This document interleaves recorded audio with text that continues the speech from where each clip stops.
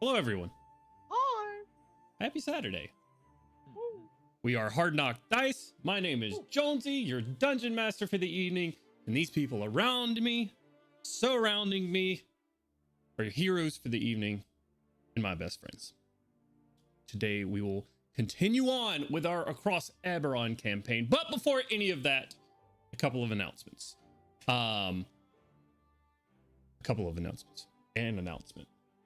One announcement. Well, a couple of announcements, I guess. We got a couple of birthdays this month. So we have a birthday coming up on the 18th, which means we will not be doing Across Eberron on the 19th of February. So not next week, but the week after that. But we are looking to do a one shot. So be looking out for that.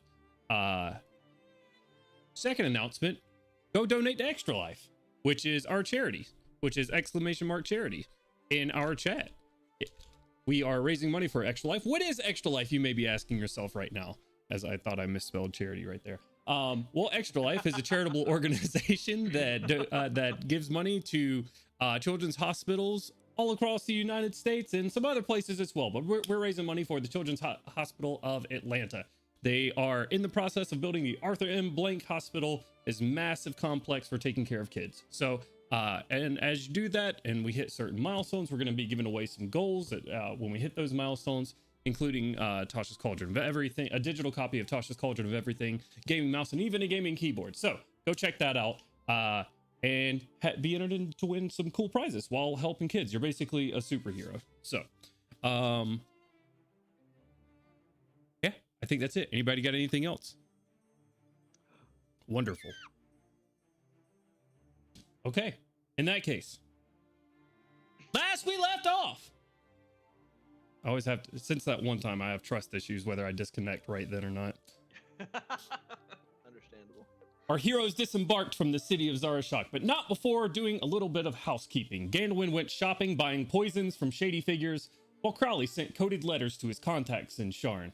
Artyom took off towards the Baishik Mountains to find a suitable tree for teleportation near the cavern where Doctors Gricholk and Quinala had previously delved to find Dakani artifacts.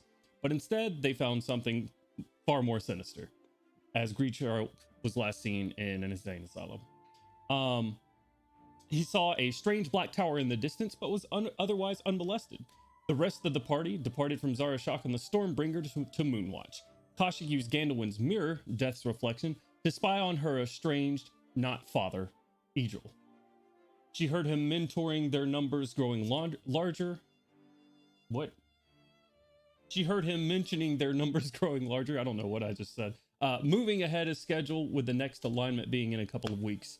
She also heard him, but none of this before investigating a dwarf with white hair and a white eye, seemingly talking about Gorum. We pick back up the morning after Kashyyyk called a meeting with the party to explain what happened. But our camera pans. Artyom! You're waking up the next morning, finding a rock, a little bit of safe haven in this desert right below these mountains, the Baishik Mountains. As you reached your fingers into the earth to sort of commune with the nature around you, felt a strong aberrational presence ahead of you in these Baishik Mountains. So, taking the safer bet, walking a couple of miles back away from this, found a suitable stone in this desert and melded your way into it for the night. The next morning comes around, you're nearly going to be either entombed to this stone forever or simply walk out of it. And you choose to walk out of it, I would assume. You could not. I guess we could end Artyom's story right here. I gave you too much power right there. So no, we're just going to go ahead and call it. You decide to walk out of the stone. And as you do, shifting out of the stone, stopping in their tracks, about 10 heads turn and whip around and look at you. You see large, gangly, hyena-like bipedal creatures. About 9 of them. One of them, you know what, let me just read my description because I'm not as good as words on the spot. About 10 of them in total, bipedal hyenas are startled when you raise from the rock. They look tired and gaunt, some of their rib cages poking through their fur. One of the group wears tattered robes that obscures their face, head, and arms, and their little hyena feet peeking just beneath the robe. They all just whip around, look at you. You're looking up at these creatures as they stand about 9 feet tall each. How far are they from me? They're about 40 feet away from you at the moment. Yeah. Yeah, and since you said there was an obvious leader, I'll just and they don't seem to immediately be drawing weapons on me popping out of the floor or the rocks. I'll just send this thing a mental message since I doubt they speak common, or I'm just assuming. Well, hello, I mean you no harm. I'm just scouting this place out. To your surprise, a voice comes out from under the hood in the black void that's there in a common tongue. Scouting. Scouting what? And for who?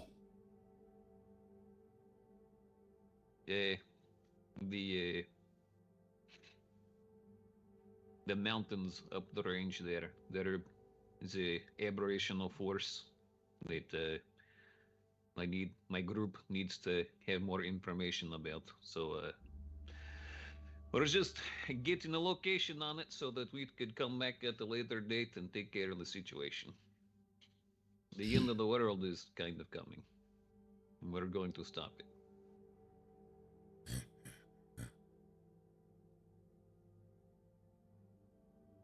Who was your group? They're the Shining Vanguard. We're kind of a worldly bunch. I don't know who that is. Yeah, we're kind of new. Yeah, I am Artyom, by the way. What is your name?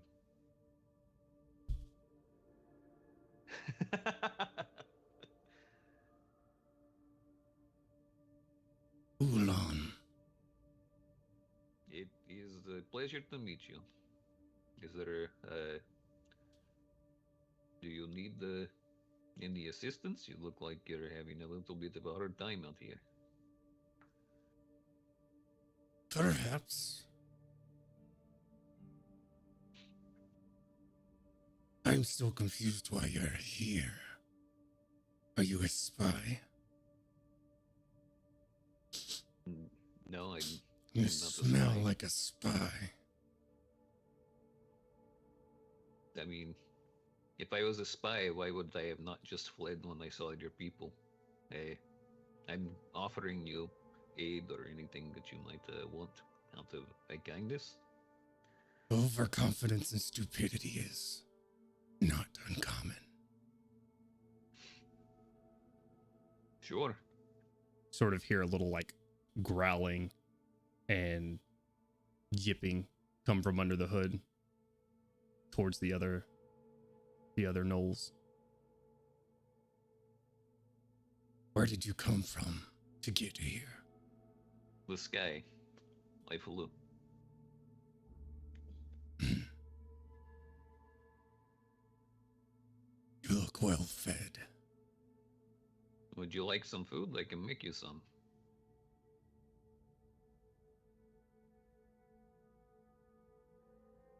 Make a persuasion check. 14 plus character sheet. Where are you? 15. 15? Yeah. You can't see your face, so you don't see any sort of reaction. How can you make food? I can create it out of the air. With magic. Or maybe grow some if you have some seeds. That would be a lot easier and more sustainable if you're... I mean, I don't know if you're fully carnivorous. You seem to have canine-like toes. We are a meat-eating variety. All right.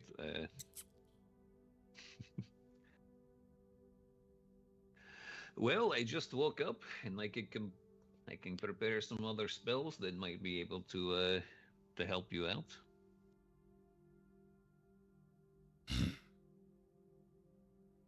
Seems to be just standing there waiting. Artyom, roll me a quick perception check. Sure. Oh wow. Okay, same thing. 14, except for this time it's going to be a +9, so 23 total. Okay. There's no fast movement happening, but you definitely see these other ones starting to like fan out, like not being so central. One stays kind of close to the one speaking to you, and sort of steps a little bit in front. The rest of them seem to be fanning out, just sort of looking at what you're doing, gauging, keeping this like 40-foot perimeter. And it's a slow process, just sort of eyeing you. Yeah, I mean, if they start to fan out and slowly surround me, I'm just gonna. What are you surrounding me? I mean, you seem like you're going to try and attack me. It's kind of considering that a little bit of a hostile situation here. I mean you no harm. You have magic. Da. Magic can be hostile.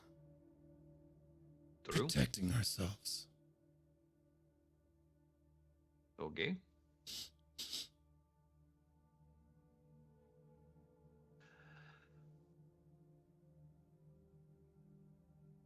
So, are you from around this area? Are you familiar with the mountains up ahead that have the connections to the Jalkir? We travel there from the south. Oh, you travel to those caverns then? Or I assume they're caverns. There's some sort of structure up there. I have once. Now I take this back there. I'd be curious to know what you encountered on your previous excursion.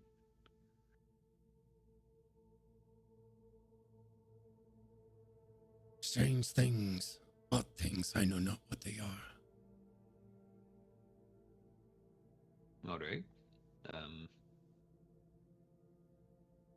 Good. I mean, do you have a reason for coming back? You're going to investigate, I presume? We are being hired to do so. Oh, well, we might have some aligned goals. Perhaps we could work together. Would it be out of order to ask your employer?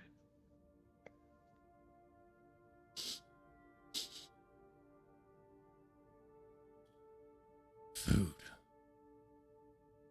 Food? Well, let me see. Hold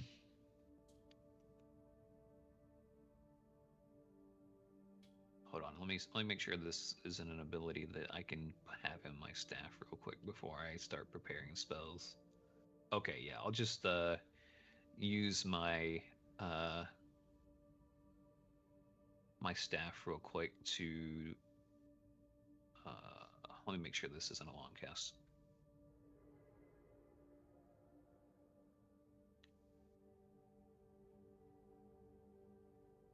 Oh, you know what, actually, like, well, you know, I can help you find some meat, probably fairly quickly, if you want to give me a few moments.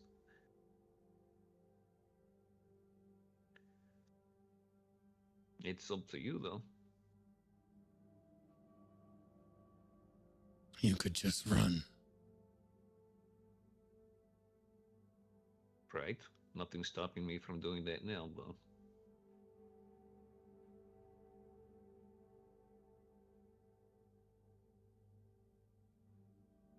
You said you could make food. I can make plant food. I can't really make meat food, but I can find meat food really easily if you allow me to do a short ritual.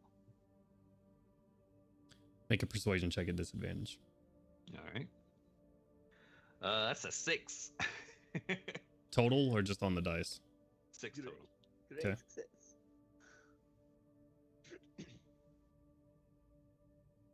Okay. You lie. I don't lie. You see the fanned out Gnolls start inching closer, some licking their lips. Alright, I mean, you should stop moving closer. I'm trying to be cordial about this. Can you eat air or swallow fire? Because that's going to be what you're going to get if you keep moving any closer. Make an intimidation check. Let's go. Disadvantage or a... Straight roll. That's a natural 20. People are scared of magic. Natural 20 for a total of 21. Okay. I am gonna give her a wisdom save. Russian boys, we are persuasive. Yeah.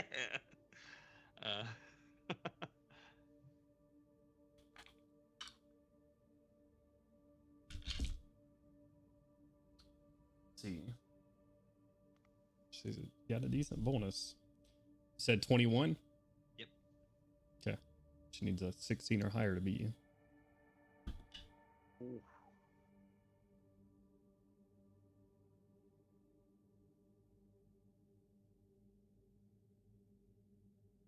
Couple of more snarls and yelps.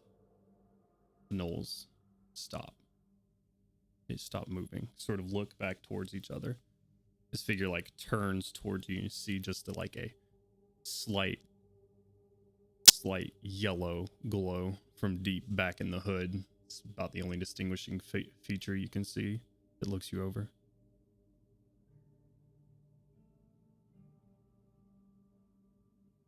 They're just sort of staring at you right now.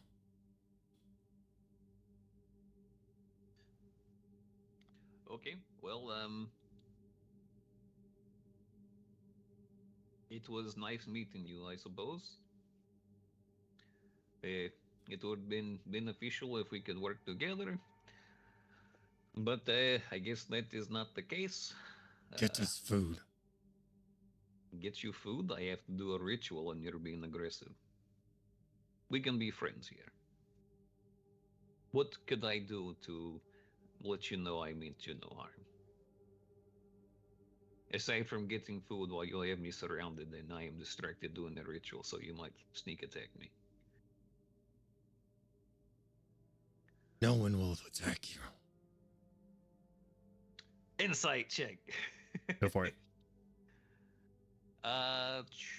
26. She seems to mean what she says for now, but it's hard to pick up much under the hood, but the voice still sounds the same it has. Untrusting and somewhat unpredictable. All right.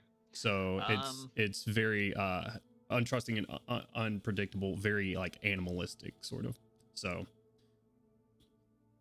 you're kind of in a 50-50 spot about what happens depending on what you do. All right. I am gonna pop a squat and ritually cast Commune with Nature to see if I can find any critters within the surrounding area. Okay.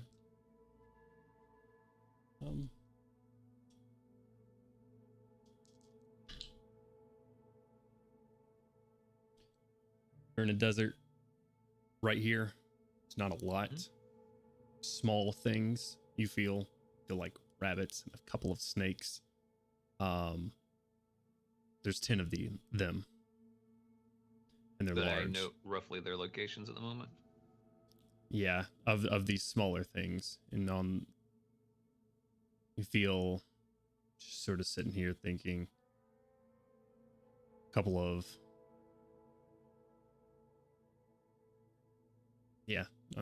I rolled really low on the percentile dice. I'm trying to argue with myself to put something out there, but no, that's fine. you're getting a lot of really low, really small things in here, and Artyom would intuit this it would be next to nothing for them.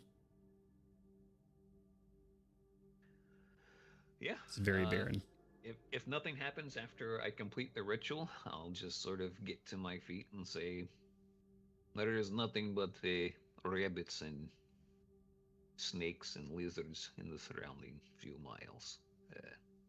I could have told you that. Yeah, but now I know for certain. I am happy to collect them if you'd like to create a stew.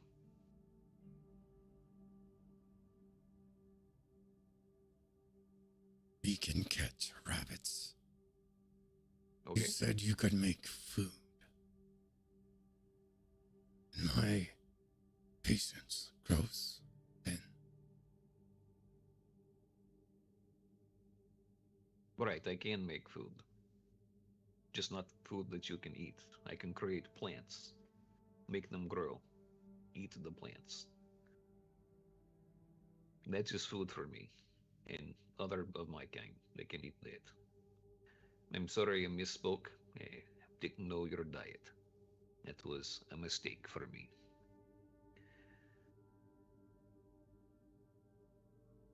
In any case, and so you know that I am not some kind of spy, I will let you know exactly how long has it been since we came from the swamp.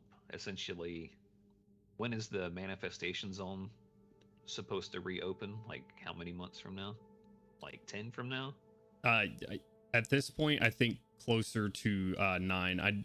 I would have to go back and look, but you remember 3 weeks passed while you guys were in there, so about Right. another month has passed. So you're closer to like 8.5, 9. And that was in where exactly? What forest was that called? The Eldritch Groves, Okay. or the Eldritch Grove. Well, to be fully transparent, in about 9 months' time, a manifestation zone to Zoriat is going to open up in the Eldritch Grove, and a lot of bad things are going to happen. I am going to this place to find out information that could help us in the fight to come and save the world. I needed to make sure this was the correct location. I am here now, and I plan to go about my business unless you have some reason I should stay. You know Azoriat. I was there a few weeks ago. It's not a fun place. Lies. Okay. You don't have to believe me. I saw the hives. I saw the bugs. You are unchanged. I am unchanged. How? I had a type of concoction from a friend that allowed us to mask our senses to the horrors of Zoriat so that it would not harm our minds.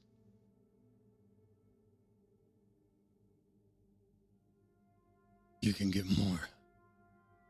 I might be able to ask if you could get more, but I don't see why not. Maybe not a terrible amount. Its source is limited, unfortunately. I don't see why we couldn't help each other if we needed to do so. Where is it? I feel like that's a little bit too much information than I plan on giving you. Sort of growl. That was more of a grunt from me, but a little like hyena growl from under the hood. I know someone who would pay very well for it. I can absolutely imagine it. And if you plan on going into those caverns of madness, I can definitely see how that concoction would help you greatly. Unfortunately, it's a very long way away from where I am right now, and not really something I want to cause trouble for anyone who was in that area. You look to go in the caves now, then. No, I will go back into the caves when I have my full party with me. So you're alone. I am alone, but I am in the ground. The sun is there. The air is around me. Better odds for me than you.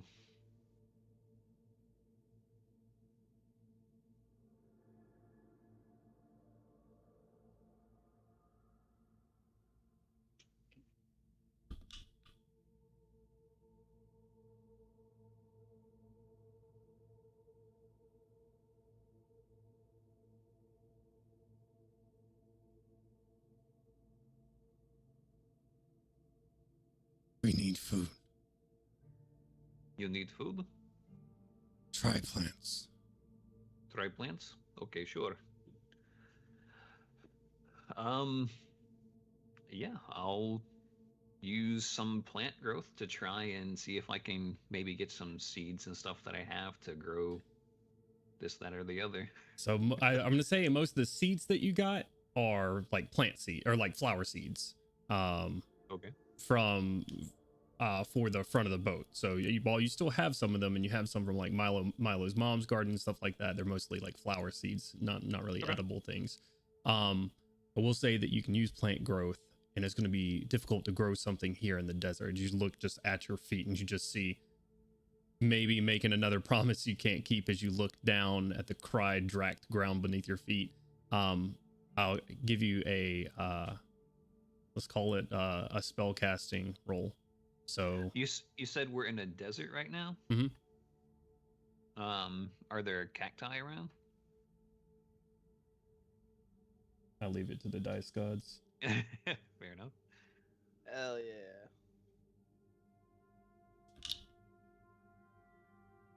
You see one. One? Okay. I will go over to it. I will just sort of pluck it up casually, just stepping along on the staff, and I will take the seeds from its little, I guess, budding area, and I'll try to spread them across and cause them to grow with a cast of plant growth. Okay. What level are you casting it at?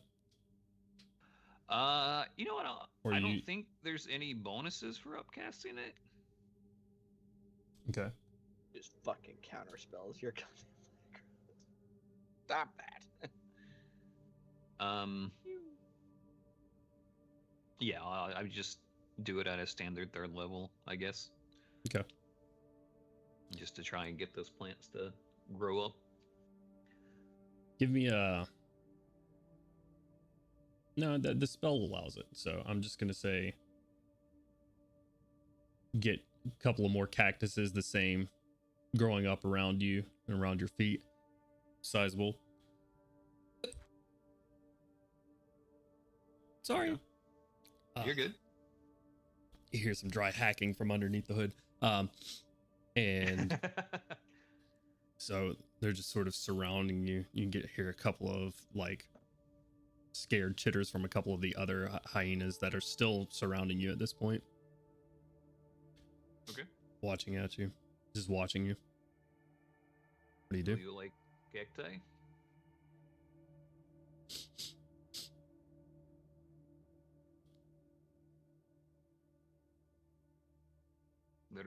I hear they have lots of water in them, which might be something that you could be interested in. I'm not really much of used to this kind of environment. I come from jungles and place, so this is not very much home for me. She comes up, and for the first time you see her hands come apart. They've been folded like into their arm sleeves, their robe sleeves. Grabs the piece of the cactus. You see like gnoll claws grab into it, and you notice as she approaches you, she's a little bit shorter than the gnolls around her. Grabs one, peels back the hood, and you see unlike the other gnolls, very much so, she has her left hand side the face, and it looks like maybe even the upper torso of a human female, sort of suntan skin, bald head, and reaching up on just like tendrils growing on the side of her face, like tendrils but not, but they're fur patches growing up from her right side. Her jaw twisted out to meet like a gnoll sided jaw and snout on the bottom hand side of the right side of her face, and just a like bright yellow eye looking at you going up into a gnoll ear on the other side.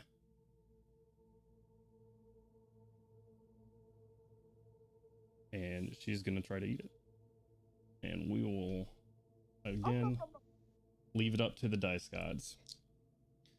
Can I roll a history check to see if Artyom knows anything about Gnolls aside from kind of desert wolf people? Yeah, I'll give you. You can give me a history check or a nature check. Well, those will get you different things. Or a religion check. I said I was doing history, so I will do history. That is a 9 plus 3, so 12 total. 12, and you're doing history. You don't know with a 12. You don't know too much. You know that Gnolls, I mean, fairly large population in Droam. So I mean, which makes sense. This is the land of monstrous races. So, yeah, that's about all you know. I mean, I don't think with a 12 you've seen one in person before. Exactly. Yeah. So the size of them, you've probably heard of stories and probably from the war about hyena type warriors that are just 10 feet tall and relentless. With the 12, you probably hear stories about them bloodthirsty and ripping the throats out of enemies. So, trying to feed someone that is carnivorous or a group of carnivorous beings with cacti, that worked against you. Oh yeah, for sure. They're desperate. That works for you.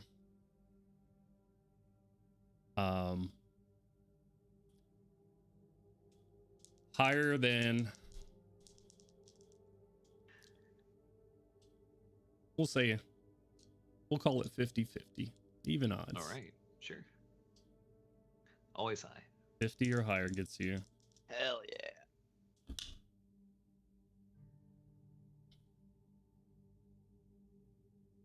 You see, she's biting it.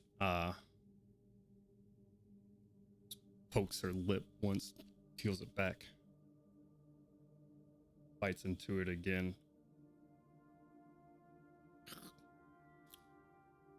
Your stick. She's right there to you now, to this, like, maybe probably 5 feet away or so. Your stick is magical. My stick is magical? Your staff. I mean, yeah, it's definitely magical. This thing is too. What are you waving around? My staff. Oh, I'm just making a joke. Come on, we're friends here. We're sharing the meal, and I'll just sort of reach out and pluck up one of the things and just kind of take a bite out of it like an apple, I guess. Artyom has no fucking clue how to eat a cactus. He's just heard that they have lots of water in them. make a He's dexterity saving throw. This is fucking nasty. Oh, dexterity saving throw, not. Oh yeah, 17. Okay, you still poke the shit out of yourself as you go to just bite into a cactus. Well, no, like grabbing it and doing like breaking a chunk of it Oh, off and okay. like eating the. Okay, I'm sorry, Yeah, I misunderstood you then. No, not like, oh no, I'm gonna bite these spines. Like, RT is pretty good in the natural world. Yeah. That doesn't make sense to me. Okay.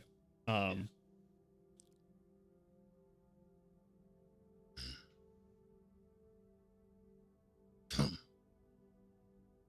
Eat. Dude. Oh wait, they don't speak common. Yeah, if she brings more over, I'll go ahead and if there are any flowers or any budding on these cacti that come up, I'll try to replicate the process a couple of more times to feed the rest of them, and just go ahead and burn 3 third-level spells to do so. Okay. Let's just get like a nice little, I don't know, a few dozen cacti or something. Next, like it is very tense at this moment as they're approaching you now, and as they get closer, they look bigger. And though they are gaunt, and you sort of see their ribs, you would hate to see what a well-nourished, like bloodthirsty gnoll would look like it's like, I don't know, it'd be like me being like standing around a football team. So as they Right. walk up, The and monsters are surrounding me right exactly. now. Exactly. And you're Yeah, not even MJ. It's like Tweety. No, right.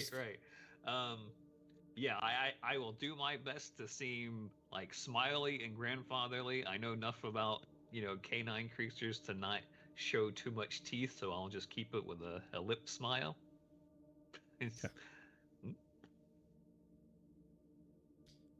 Few moments pass of just cautious, like biting into it. A couple of them poke and like yell. One like brings out a sword on one. You see like one of them get poked and calls you to think that they're about to attack, and instead he like starts attacking the cactus with a sword. But eventually they all sit down. They've got a couple of them like cracked open and eating the soft insides. Seems like they're doing okay with it right now. well, you have food, kind of, I guess. I don't know how good this is going to play on your digestive tract if you're not used to eating plants, but it should hydrate you some. So, I mean, it'll do the job for now, but it might not make you feel too great in the long term. There's bigger prey in the mountains. Yeah, I feel certain of it. Or wait, did you mean inside the caves or caverns or in the structure? Outside. Oh, okay. I was going to suggest you should probably not eat those. Have you been in there? Does this woman, do all the Gnolls just look like regular Gnolls, and then this other lady looks like she's some sort of I will no, I have not been inside the cave. Seemed like a foolish thing to do by myself. I'd rather go in with strength and force and make sure that my mission's successful, whatever information we can find. So you haven't taken anything? No, I have not set foot inside of the cave.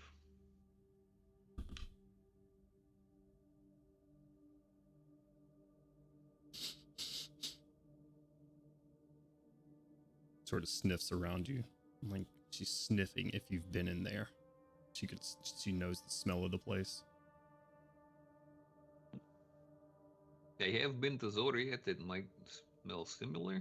It's been a couple of days, and well, I've kind of been here at the time, so I don't know if the smell still lingers on me.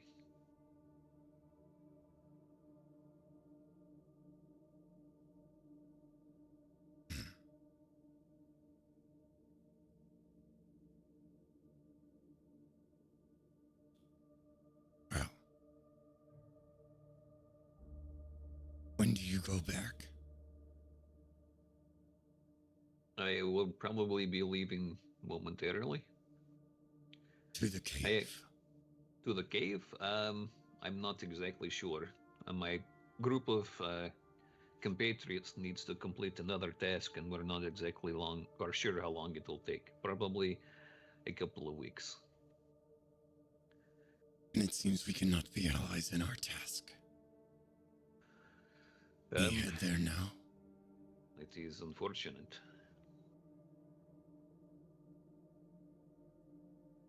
You seem... I mean, no disrespect by this, but your party seems a little bit under the weather. It seems like you could use a little bit of aid if you want to go and tackle these creatures. Is your mission time sensitive, or could it be delayed? It could not wait. Is there a reason it cannot wait? It could be important for me to know this as well.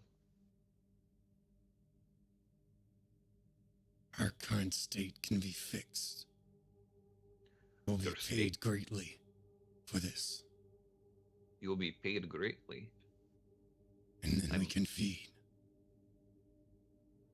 I could take you somewhere else that it has a more bountiful source of food if you need to be aided that way.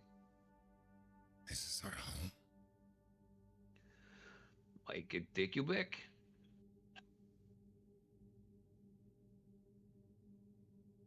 It will not wait. Okay. Well,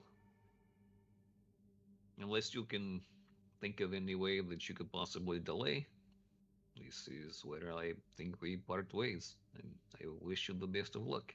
He is too impatient for us to wait, so we make our way. Who is he? Flesh Weaver. The Flesh Weaver. That sounds like a pretty not very nice title for someone. Do I know that this is one of the titles that was given towards this person that might have been in a tower? I'm not certain that no, actually, because no one has said it around you. I'll give you a history check if you'd like. No, I'll pass. Okay. I don't think Artyom will probably know it. Okay. Yeah, that sounds like a not nice individual.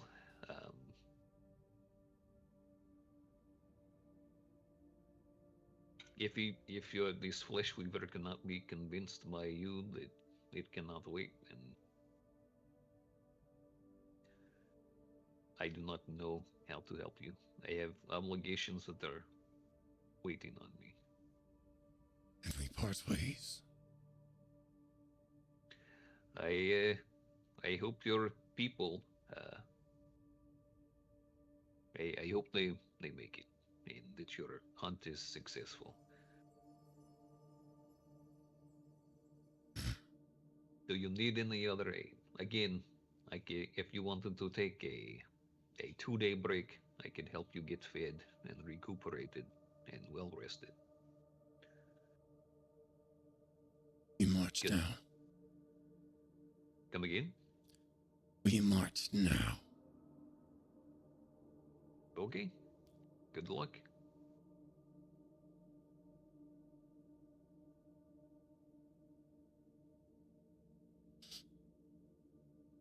Gnolls sniffs your the back of your neck real close. Sort of low grumbling growl. Relief. She throws her hood up again. A thankless goodbye as she turns, and the Gnolls start following her.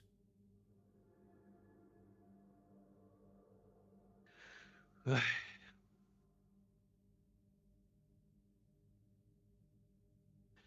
do you do? Am I anywhere near that tree I slept in? It's not a tree, it's a rock, remember? Oh yeah, that's right. And there was a tree that was nearby. A couple of Right. miles towards the Couple direction of they're marching right now. All right. Okay. I will wait for them to get out of arm's reach, and Mhm. I'll shapeshift into a Quetzalcoatl and at full speed go past them to hopefully they will not see me go into a tree and, I don't know, be vindictive assholes and chop it down later. So Yeah. let's just charge on out of there. They whip around, weapons out, thinking that you're going to attack them. They've never seen a fucking dinosaur before, and they ready, and you see her hands go up in some motions, and then notice you just fly over. And then they're out of sight, but they're not sprinting by any means, so you are very easily able to get a couple of miles ahead of them. And where are you going to? The dwarves, were they from I don't remember what we said yesterday. We were gonna go to Corona Peak or Karunda Gate. We're going to Corona Peaks was the one that had been how we had Okay, originally gotcha. discussed. And I knew about a tree that was next to Garada Gap. Correct. The southern end of the Garage Gap, the southern end of the Iron Route, near the southern end of the Iron Route. But it's still in the Tillint Plains. Right. All right. I will just shapeshift back into regular Artyom and I guess lean back up against that tree on the opposite side of where the Gnolls might be. Whip out that candle and ask Erish, how far are you away from Moonwatch?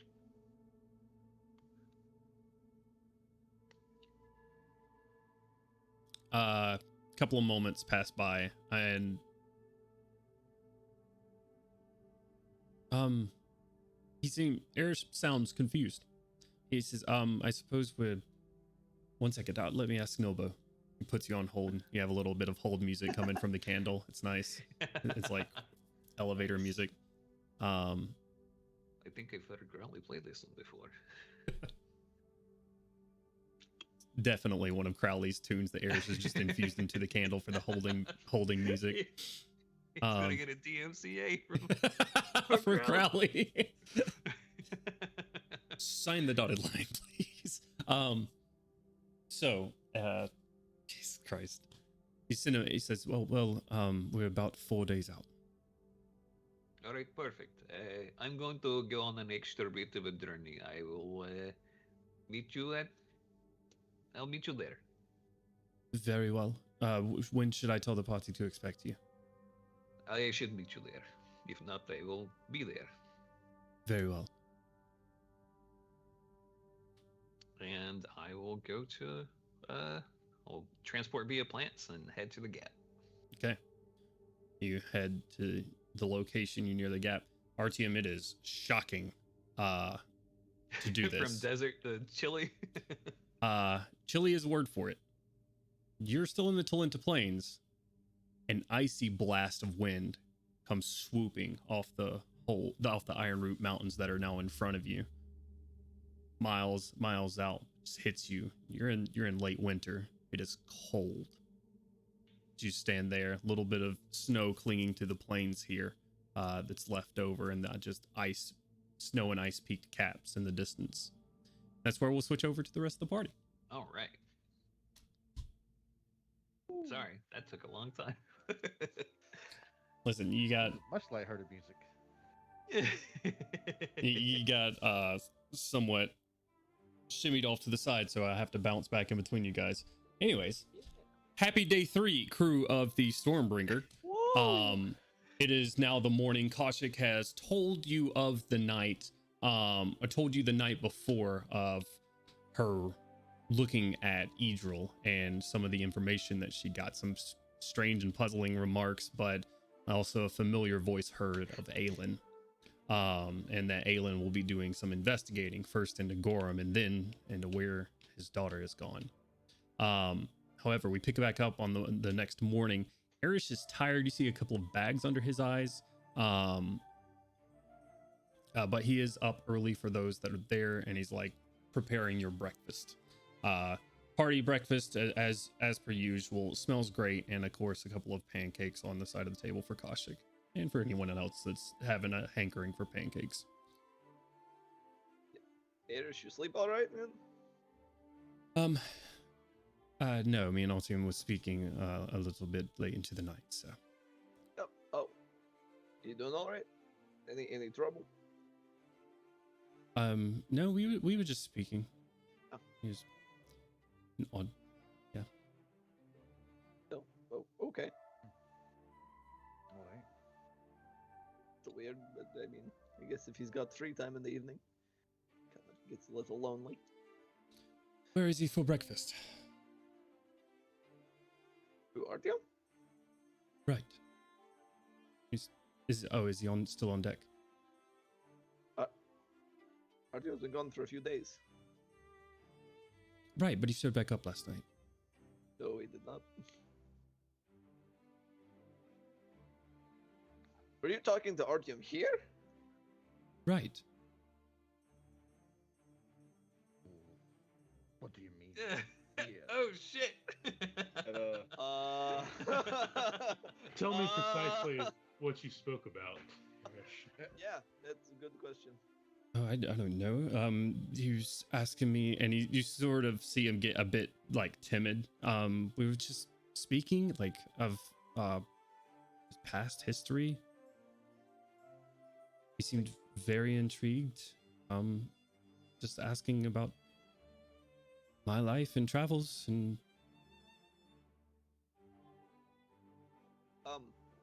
Precisely what time did this happen?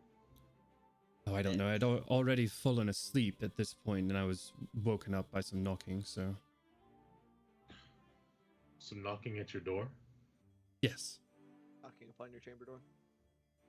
Knocking Rapping. evermore? Gently tapping.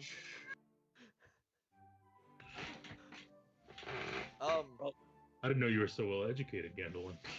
What? Huh? I just something so now, you know, I didn't know I said anything crazy. Probably at some point during this conversation, Milo, who's been up for a while with his stolen coffee, come in for actual breakfast. With your ill-gotten grounds. Ill-gotten grounds. Yeah, Mr. Milo, here you are. I have a fresh cup for you. And he like takes your cup and switches it out with another one.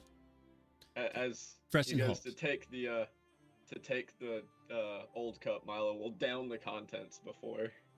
Okay. Down the last little bit of which turns into just like liquid and grounds because again your butt sucks with coffee. Not bad, but it's not great. Arish hands you a fresh piping hot cup of coffee. And make Thank a perception check. This motherfucker just gave you decaf.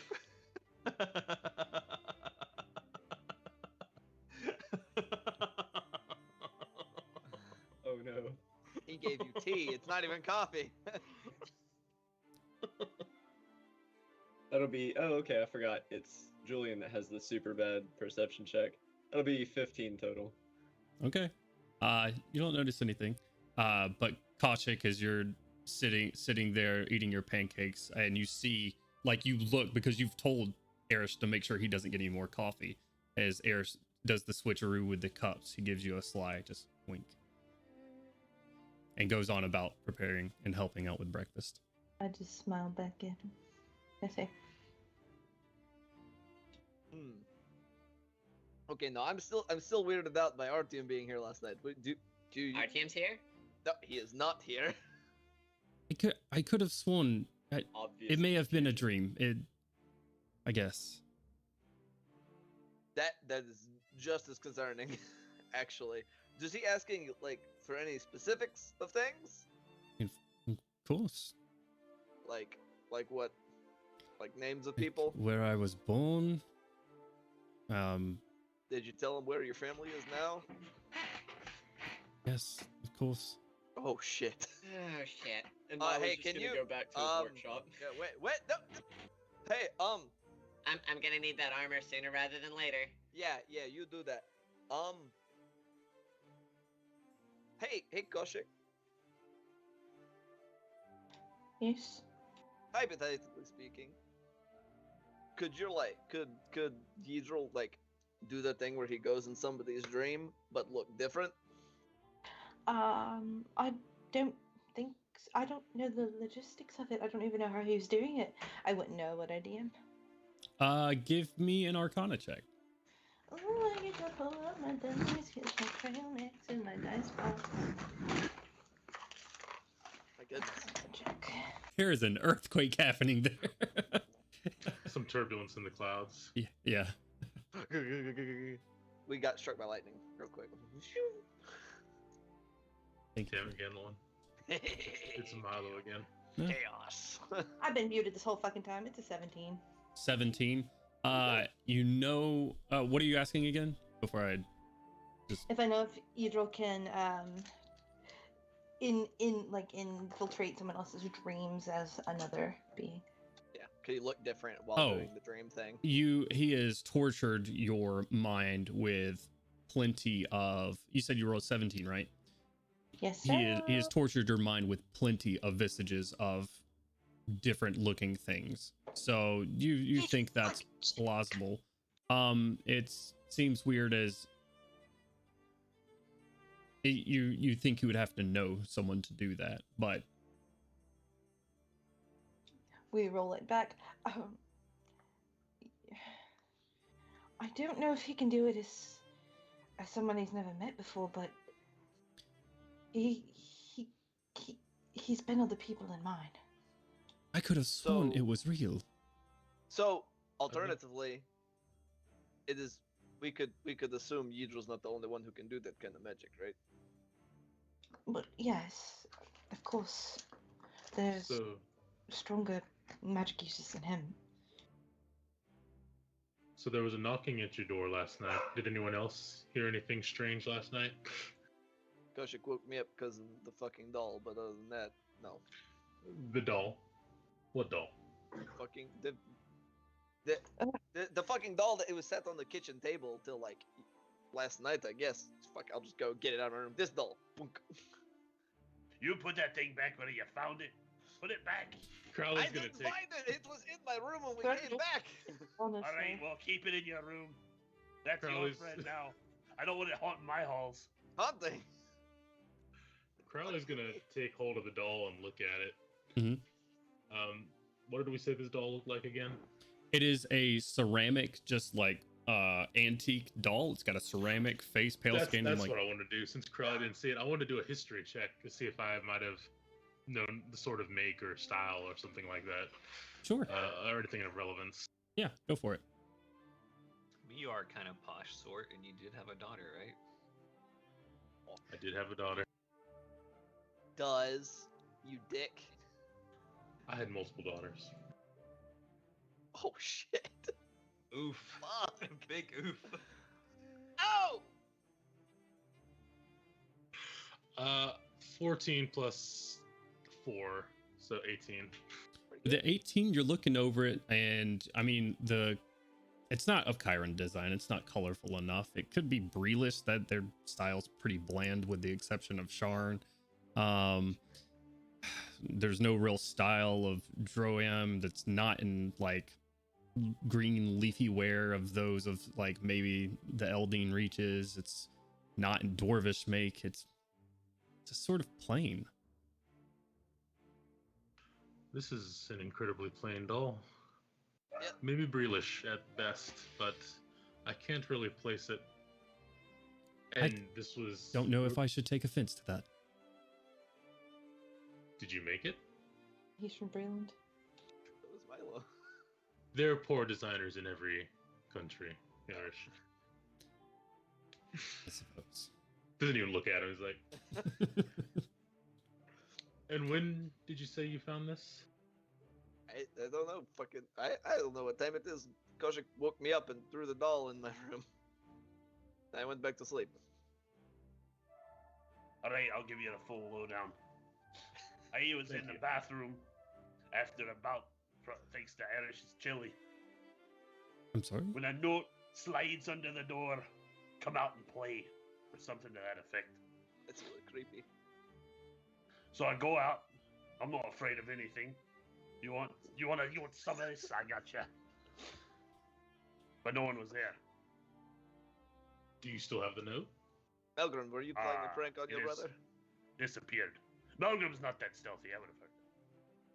I don't know. He's got that I cloak, can which be makes that him really. stealthy, brother, but no, it wasn't me. I was No. snoring all night. I heard Yeah, you we heard snoring from Malcolm the snore. bathroom. Oh yeah, that's a good point. Exactly. That's a You good heard point. me snoring all night. I had a good night's rest. Besides, I would be a bat if I was going to disturb any of you lot. All right. Well, that's certainly odd. Would you mind if I held on to this doll for now? I don't fucking care. Take it. Keep it. Yeah, under keep it. lock I and don't shit. key. I don't give a shit. Keep it. It does occur to me, we have at least like one other known quantity who does not like us, and B has considerable magical oomph. Quantidorian. Yeah, that guy. Yeah, Baldy. Right. It seems kind of like the dick move kind of shit he would pull.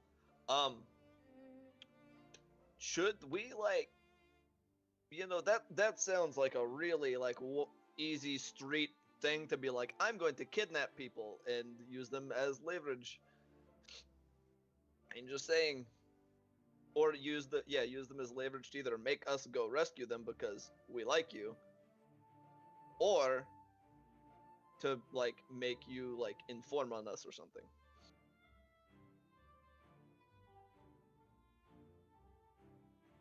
So,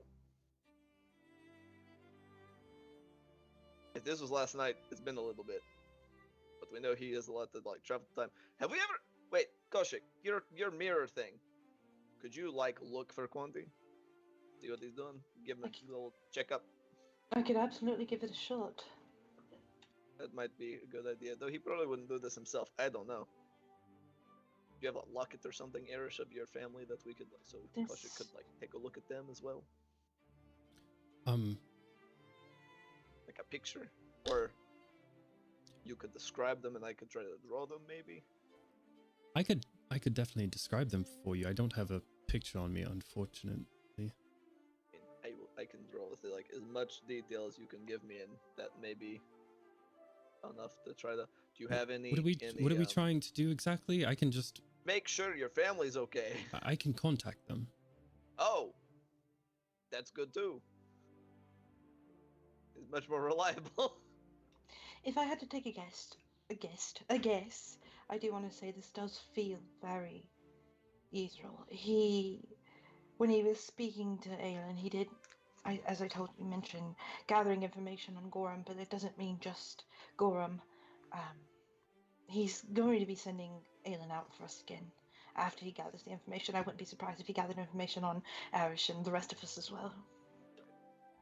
I don't even know if I'm actually speaking to the real Gander when pulls out a gun. I'm just kidding.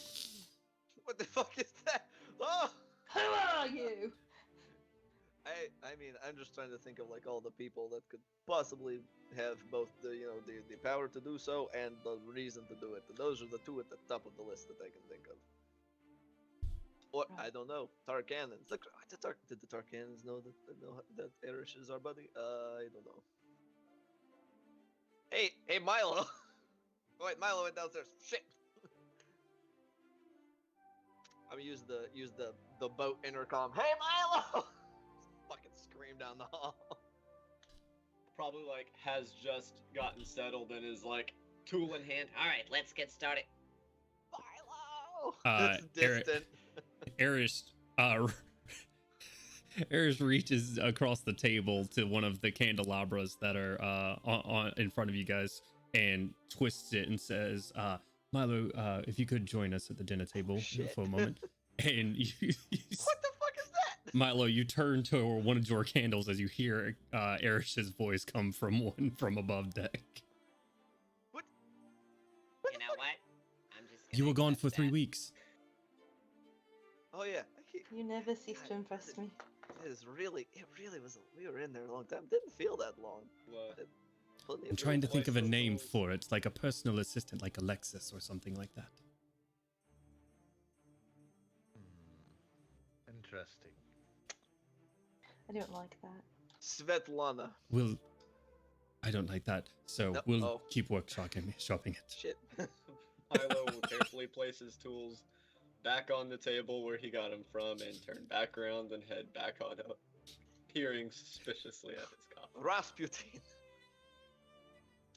No, little too. Okay. Hey, Milo. Yes. Do you know if the Tarkanans would possess anybody of sufficient magical prowess to insert themselves into people's dreams like Idra did to Koshik? I mean, what would that role be? A roll for what? To answer that question, if it's even answerable. What was if he knew if there were people within the Tarkanans who could do a similar thing. Milo, it was all very anonymous when they were even talking to you. I figured. I didn't know Fuck. if it was like rumors around the city of things like that happening or whatever. It probably wouldn't be surprising seeing what you saw, but that's for everybody, right? Yeah. Like with a house of that power, which would be, really honestly any of the dragon-marked houses, I wouldn't be surprised. Yeah, but we've only pissed off House Orion so far, and I guess technically the Tarkanans. What? Who else? I'm doing the quotes because Tarkan is not an official house. Yeah. They call them house as a mockery. Anybody else's cornflakes? Like that's not already too many cornflakes?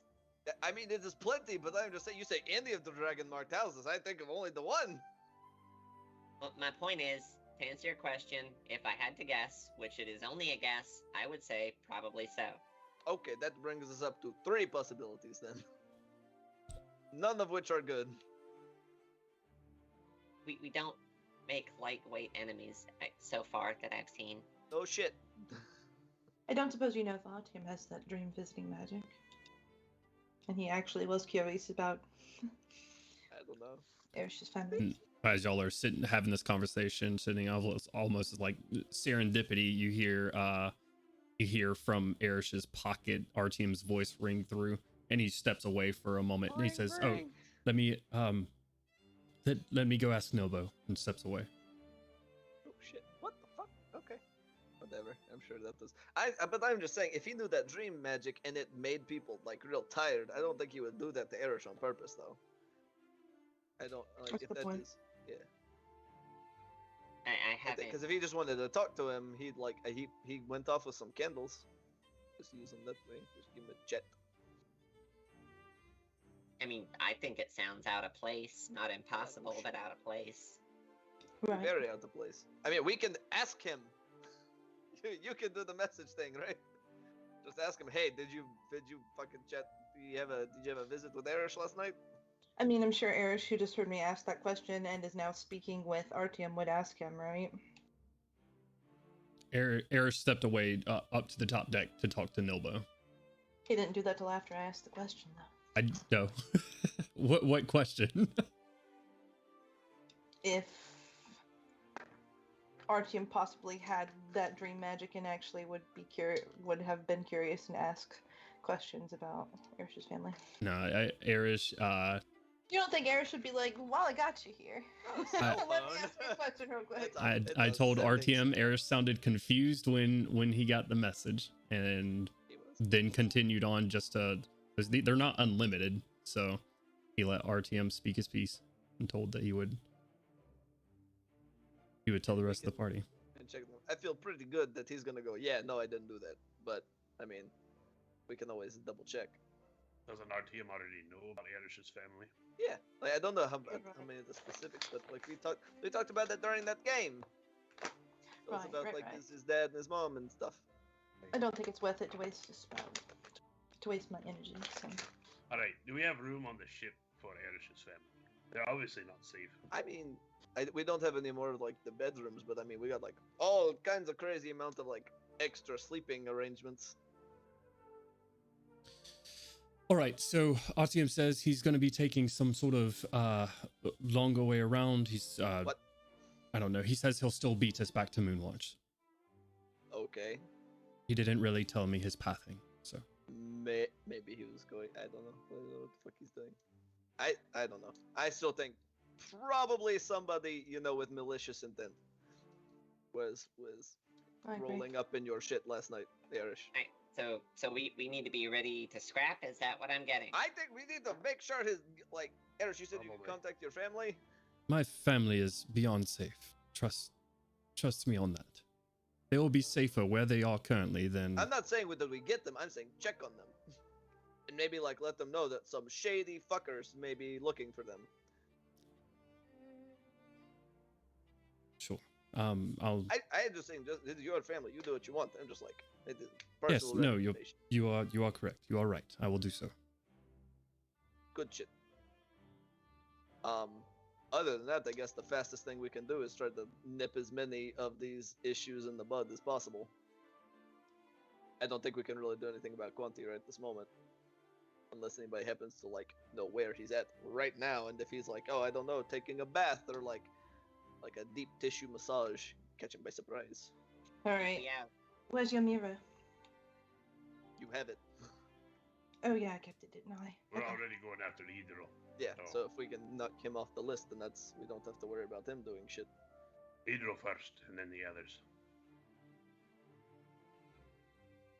Alright, well, I mean, if I'm going to be helpful against literally any of these, I need to get that armor rebuilt. You've been doing it I'll for see y'all in a bit. 3 days now. What is that? Not enough time? Oh, you want to Doesn't come it help really me? rad? Yeah, come on, let's go. It'll speed up the process. Go, Ganduin, you'll be a big help. I really won't. You got this. I believe in you. Milo heads down back to his lab. I'm gonna go with Milo. It's time for Koshik to learn how to artifice. Oh shit. Okay. Gotta get ready to multi-class and artifice. What have you done? Write that down real quick. Rebecca says, I need that proficiency to Constitution. She won't get that. No, I'll start it. She could take Artificer Initiative level 12 though. pull that feat and be like, I've got the tools. Pew! Fucking shoot somebody with a screwdriver. No, Alright. I could concentrate my magic into a laser beam. Fucking, I can't remember what it's called. I'm so stupid. A lightsaber? Thank you, lightsaber people. I couldn't tell what you were doing. Yeah, that's what I was like, that confused. looks like fishing. I think. I'm not. That's very rhythmic fishing. You know? you know she's fly fishing. Yeah, it's It's a fly fish. newfangled. Yeah, there you go. You grab your mirror out of the bag of holding. What are you doing? Oh, I think we rolled that plan back since Oh, okay. it was you go first. Yeah, we'll deal with him and The scoundrel. Okay. and just, fingers crossed. I mean, if Erish is that confident that they're safe where they are, then I mean, he knows what he's talking about. So as long as especially if they know to be on the lookout for trouble, then it should be fine. I'm sure. At least long enough for us to handle each problem. To probably leave, fucking not Crowley. That's you. Fucking Quanti for last because he's kind of like the big Kahuna, and trying to start a fight with the entirety of a dragon marked house is probably gonna take a lot of work, a lot of juice, as it were. That being said, what are we like 3 more days? Three days, DM from Moonwatch. After today. Yeah, after today. After tonight. Good. So that means hopefully Milo has his shit done by then, because I think after Moonwatch, he's probably not gonna have a lot of time to sit around.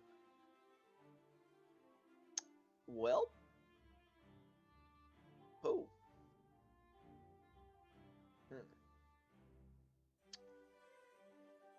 What kind of welcome should we expect in the holds?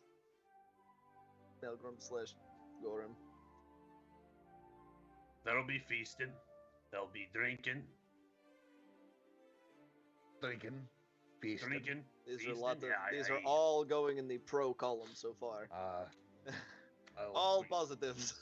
We'll get to see grandfather again and father for Does first he time look in a while. less like a rock in person? Yes. Fantastic. I was a little worried. I didn't know if that was this was his only way to experience the outside world kind of thing. No, he can walk around. He's sleepy though. Takes a lot of naps. Old people do that, Dave. Tends to be like a common running theme with the elderly. Like to sleep. Aye. Alright. It'll be a good time for it. At least today. We don't need to waste too much time there, unfortunately. I think Artyom said the spell that he is using for getting us around so fast, we might he needs about a day to recharge, so that's plenty of time to ask some questions, have a little bit of downtime. Carry on. Alright. But does your grandfather happen to know anything about Thoriat? Or would anybody? Any family members or people around the holds? I mean, I'm sure you could ask. We could ask around. I mean, we could ask grandfather right now. What time is it, Dean? It's early in the morning for you guys, which would make it later there. Later. Alright, so is it nap time is what I'm asking. Your grandfather is like a panda bear. Nap time is about 16 out of the 24 hours of the day. God damn. That's a lot of fucking nap time. He's old. Jesus. He's old, man. He's old. Is that including like nighttime? or is it like he naps and then he goes to sleep and that's the cycle? He's retired, you can't expect too much. But yeah, you'll see Gorm kind of reach his bag and think about it. Like, that bothered that old man enough. Old dwarf enough. I mean, we're going to be there in a few days. Probably tired of me shaking this rock. Yeah, you might be. Alright. Well, shit. And you said we're picking up Jeremiah and his crew. Mm-hmm. Koshik looks down at her feet Um, at the mention of his crew. Squad. can I ask for what? Father has some work. Oh, okay. Rather- I just wanted to make sure yeah. you didn't want to take them like to things with No, Ephraim, because no. I think they're a little green for that. That Guarding probably- of caravans. and Okay. such. Oh yeah, that's much Mercenary work. more. Yeah, yes. That makes a lot more sense. It's just a little concerned. I was like, "Whew, that might be bad time. He might just like, fucking and blow one of them up. Like that would be bad. I would Really, put really Jeremiah scarring." in that much danger, or his crew. Okay, just wanted to be sure to double check. Alright. But caravans, is it the holds usually have issues? with their Oh, there's caravans? always issues. You got orcs traveling around reading. You got folks like Idro. Damn cursed elves. The side eye. God. No offense to present Irish, company. Irish and I I think an stare Eric him like- down. Look, alright, they killed so many of my kin. I'll say what I want. Somewhere, Norguy's ears are burning. They have. Well, hell. I'm just telling you the facts. There's lots of fighting going on. Lots of, what? Hello? Yeah. What's up, Ian? Fucking zooming past the house. Oh. I was like, what the fuck? What's going on? Oh, but, and there's plenty of dangers in the deep places of the world. That makes sense. Giant spiders, goblins, centipedes. Look. No, but what's his? Can't remember anybody's name. Our little goblin buddy. No. Mo. Mouth. You know, there's the like Zoriat thing in the Baishik Mountains. The holds are like bigger than that, right? There's two of them. Two mountains, I mean. I believe when, if you're trying to imply that there might be Zoriat. Could there mountains be? below. Yeah. If it's so deep, Grandfather you know. mentioned something in the deeps below last time I spoke to him about that. He said not to go there without him, so. Oh. Yeah. Okay, well, I mean, if they know about it, then I guess it won't be like, all of a sudden crazy insanity monsters, so that's okay. I'm sure they have it under control for the That's time less, being. it's a lot less concerning. Okay. Well, shit. It's about to be like a busy few weeks. Probably. Yes, it will be. Boy.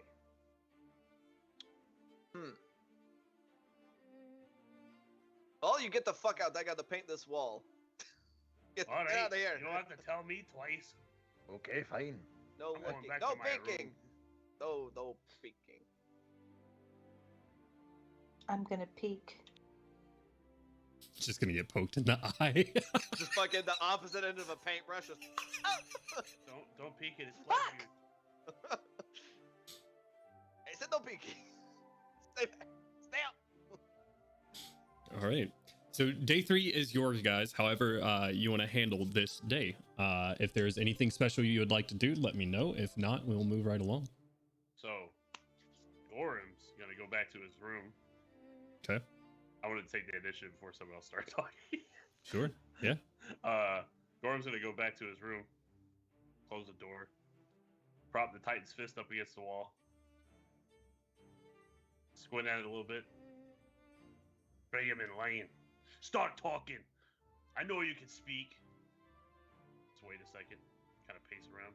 Nothing happens, I assume. Give me a persuasion check.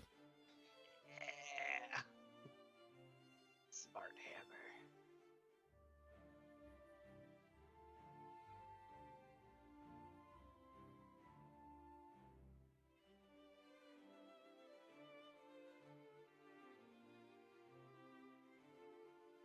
$18, 10 plus 8.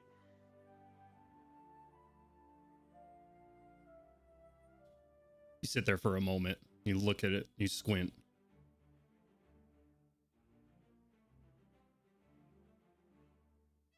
fist holding it up right there, separating the hammer. It's just sort of like propped up against the wall like this.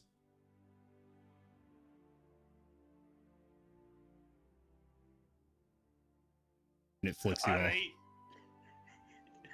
Funny man, huh? You got a sense of humor in there. I speak to who's worthy.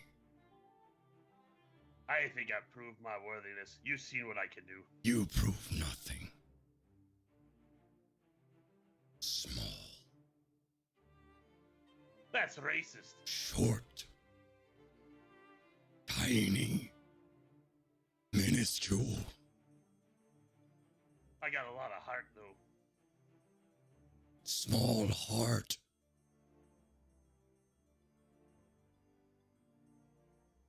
You're very rude for a weapon.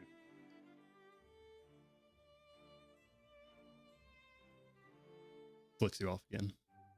Alright, so what do I gotta do to prove my worthiness? Worthiness. No answer. Oh, now you don't want to talk, huh?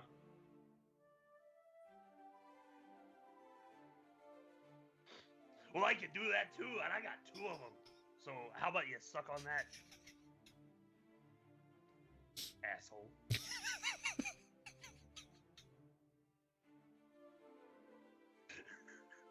Doesn't say anything back. He goes quiet.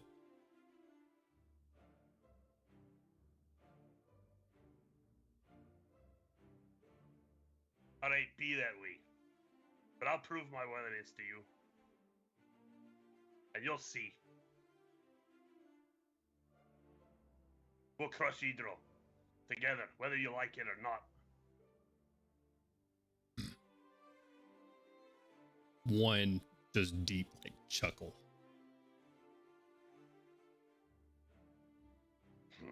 I'm just gonna walk out of the room. All right. Is there anything else you wanted to do? I'm good for now, but Gandalf, if you're still out in the hall, you see Gorm like storm out of the room, just shaking his head. I'm like Fucking retrieving my asshole, paints Hammond. and shit from my room. And like, what's wrong with him? Never been insulted so much in my entire life. Damn hammer talking over. Ah! You peek into the room. There's no one else in the room. Gonna chalk that up to, I don't know. I mean, it happens to the best of us. Sometimes shit happens. I've seen plenty of people talk to themselves. It's fine. Dwarves don't do too well in low altitudes. Yeah, He's spent too so much time in high the up. swamp. We were in the swamp, and now we're like up in the air. Not it's like the opposite of underground. So you know, once we get them in the caves for a little bit, they'll be a-okay. They'll be fine. Oh man. I'm sure it's fine. Not a problem. All right. Anything else for day 3? Yeah, I did want to ask. Actually, this is kind of like a retrospective thing. Okay. Each evening, I would have been kind of like trying to gauge it. About how's the moon looking right about now? Like over these past few days, like fullness wise. Which one? There's 12. How many are there? There are 12 moons in Eberron. Oh shit. Which one is the closest? You're looking out at night too? Sure. Give me this is actually going to be a knowledge nature check. Oh fuck. I got this. I have no knowledge proficiencies. Woo! 16. 16? Just sort of eyeing it. I mean, you're not sure. Some of them have like different rotations and things like that. No. So, and they're different distances from the Earth, or from Eberron, which means their shadow is cast differently. So, like the speed of their full moon cycles are different from each other. If my inference is you're thinking about Madison. Yeah, I'm trying to. Which one of them was full that night? I'm trying to ballpark that one. Oh, with the 16, you have no idea. Fuck. Like, trust that bridge when we get to it. It'll be fine. Like, it's nothing. What could possibly go wrong? You do notice that along with your 16, and you have a pretty high passive perception as well. You clock the moon, and it looks like it's half full. The like bright one. But does that mean it could be full tomorrow? Probably not. But That's good. who knows, right? But then you Moons are notice weird, man. 4 different ones that are red. Is that more than normal? Yes. Oh fuck.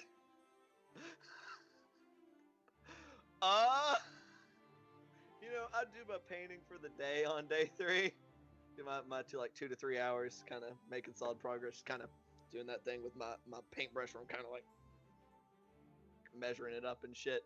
Mhm. After I've done that, I'm like, okay, moons are fucking weird, and I'm gonna go down to the people who are conveniently together, who are the most interested in this stuff with the moon while we were in Moonwatch.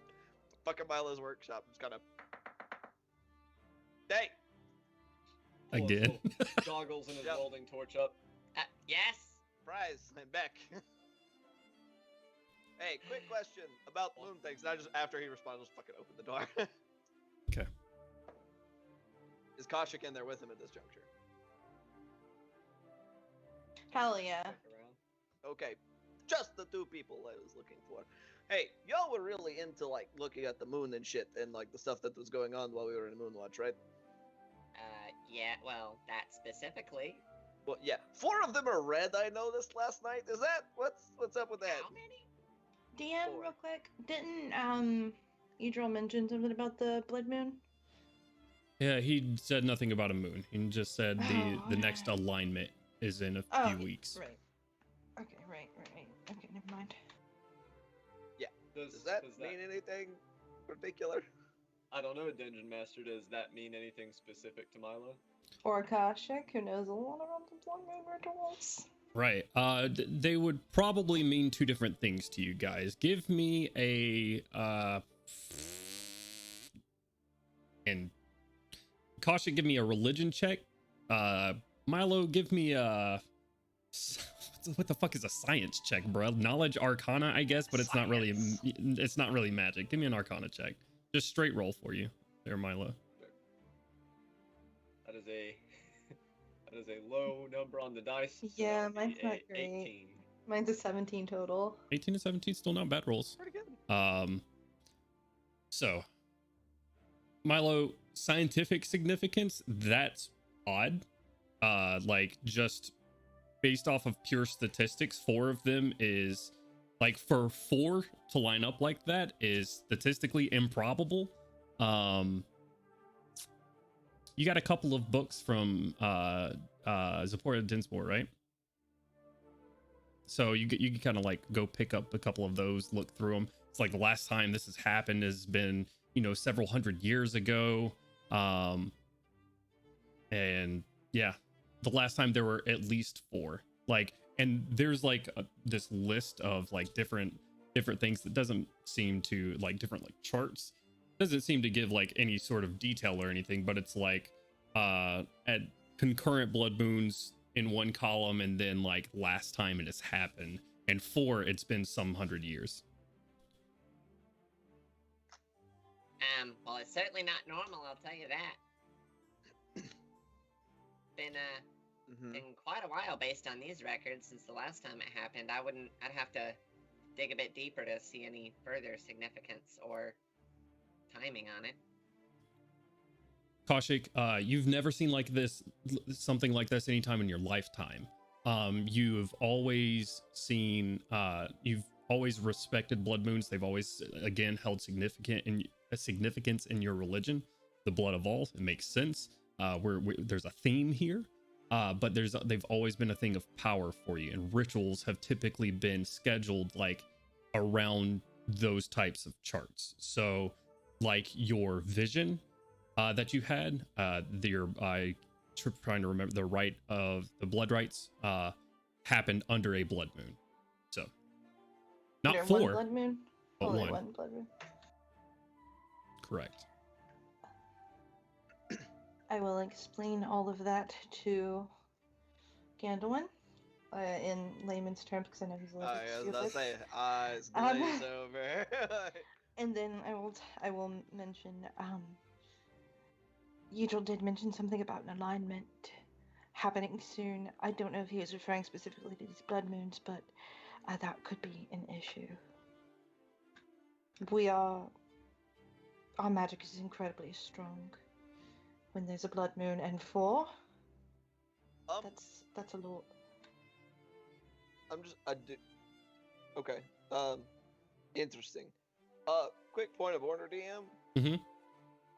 Are you sure he didn't say moon alignment? I was almost positive he didn't say moon alignment. I have in my notes that he said moon alignment. You may have already connected the dots. I'll have to go watch it back. I was just jotting them down while you were describing it. Okay, never mind. I just noticed that as I was writing something else down. All right. He said something to keep in mind. Do we think they'll keep more of them will turn red over time? How long do they normally stay red? Is it like a one-night thing, or? Are you looking to me for an answer?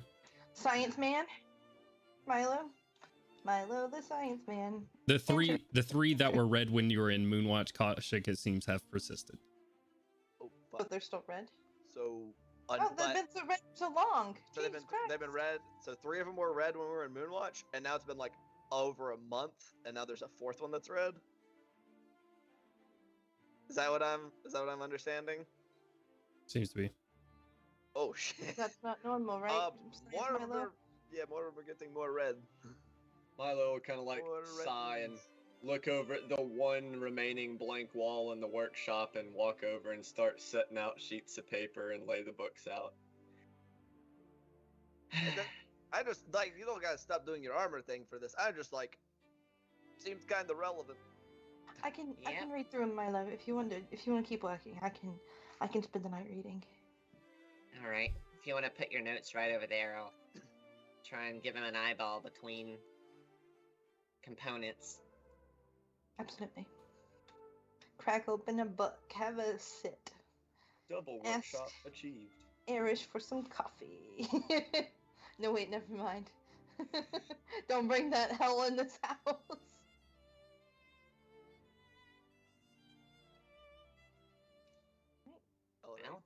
Well, as long as that is on y'all's radar, it just seemed important. I'll add it to the ever-growing list. You're welcome. Thanks. Yeah. Alright, you have fun. Bye. Just walk out. Finger. God, I wish Gandalf can read so I can push this. I can read, just not very fast. Or good. I have to hold my finger under the words. The sentence I'm on. It takes me a little bit.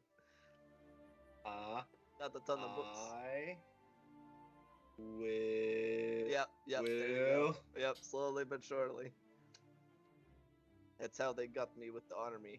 Took way too long to read the contract, so I just signed it. As a That's how they get Gandalf ya. backside of the door, finger gunning, it'll just be like. Yeah. All right. But Okay. Other than that, I don't have anything in particular I want to do until this night. Gotcha. Okay, so just taking time on your time for the day on the painting. Do my time on painting. Probably like, go through like exercises and stuff on the deck at some point. Nothing particularly crazy. Okay. Who's next? If anybody. Crowley's gonna visit Erish and ask to borrow a needle and thread. Yes, of course. He goes in and like has an entire sewing kit and hands you over needle and thread. Any particular color that you need? So he puts on reading glasses. On red the mask? Yeah, just on the mask. Red, yes. Red? Okay. Yes, of course. Is there something I don't mind fixing something if it needs mending or Just something I wish to pick up again. But of course. Thank you.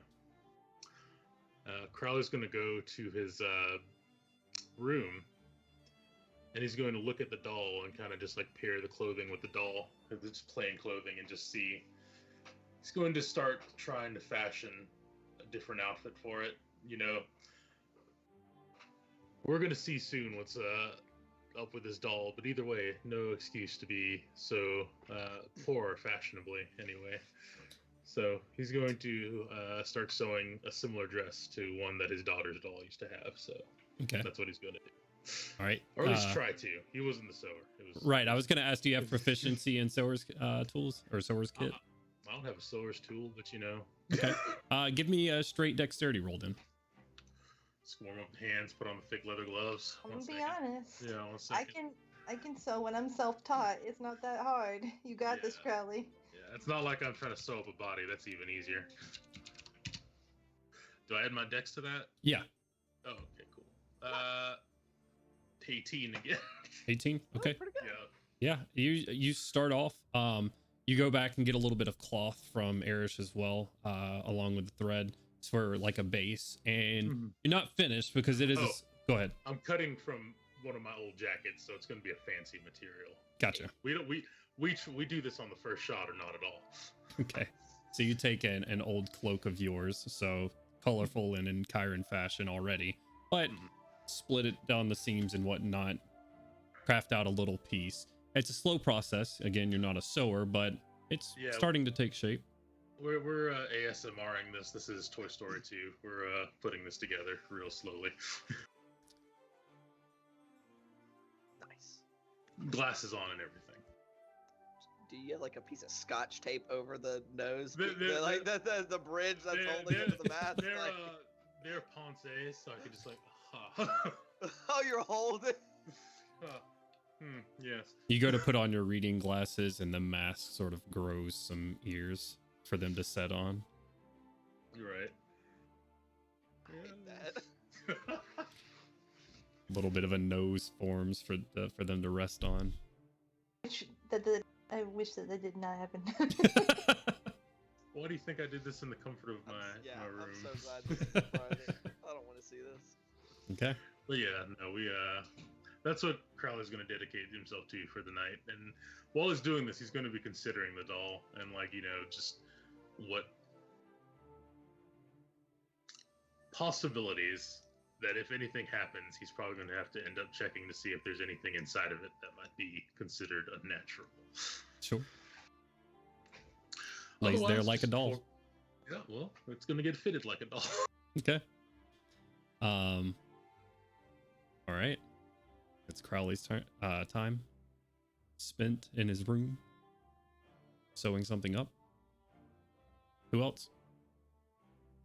I believe I already put out there how Milo is going to be spending all his spare time. Mm-hmm. What you doing? I was working on the Mark II. Okay. Trying to get that ready. Gotcha. When it comes time to specific parts and you're ready to do that, let me know and what we're trying to do. Okay. Roger. I'm reading What you reading? the Moon books. Okay. Trying to extract any special information? Oh yeah, all of it, all the information, every single piece. There's a lot of it there. I know it. I'm just writing down some notes for Milo concerning anything that I can find about longevity, or I presume these are more scientific books rather than like religious significance books, correct? Yeah, definitely that. These were definitely written by stargazers and scientists to just, it's really like length of time, how long ago, like recordings of dates and stuff like that. It's very dry. Right.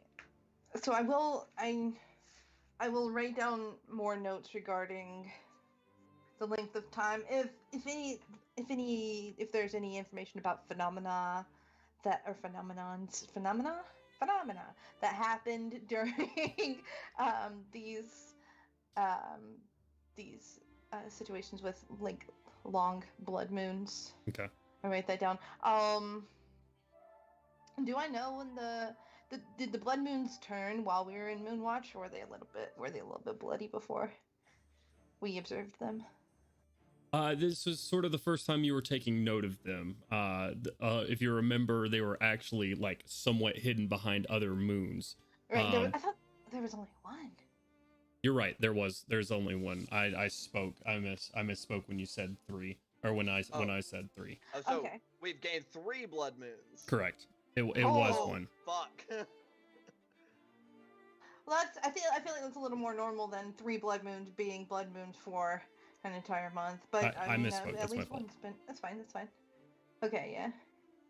So, man, and I make a note to self to pay more attention to the moon.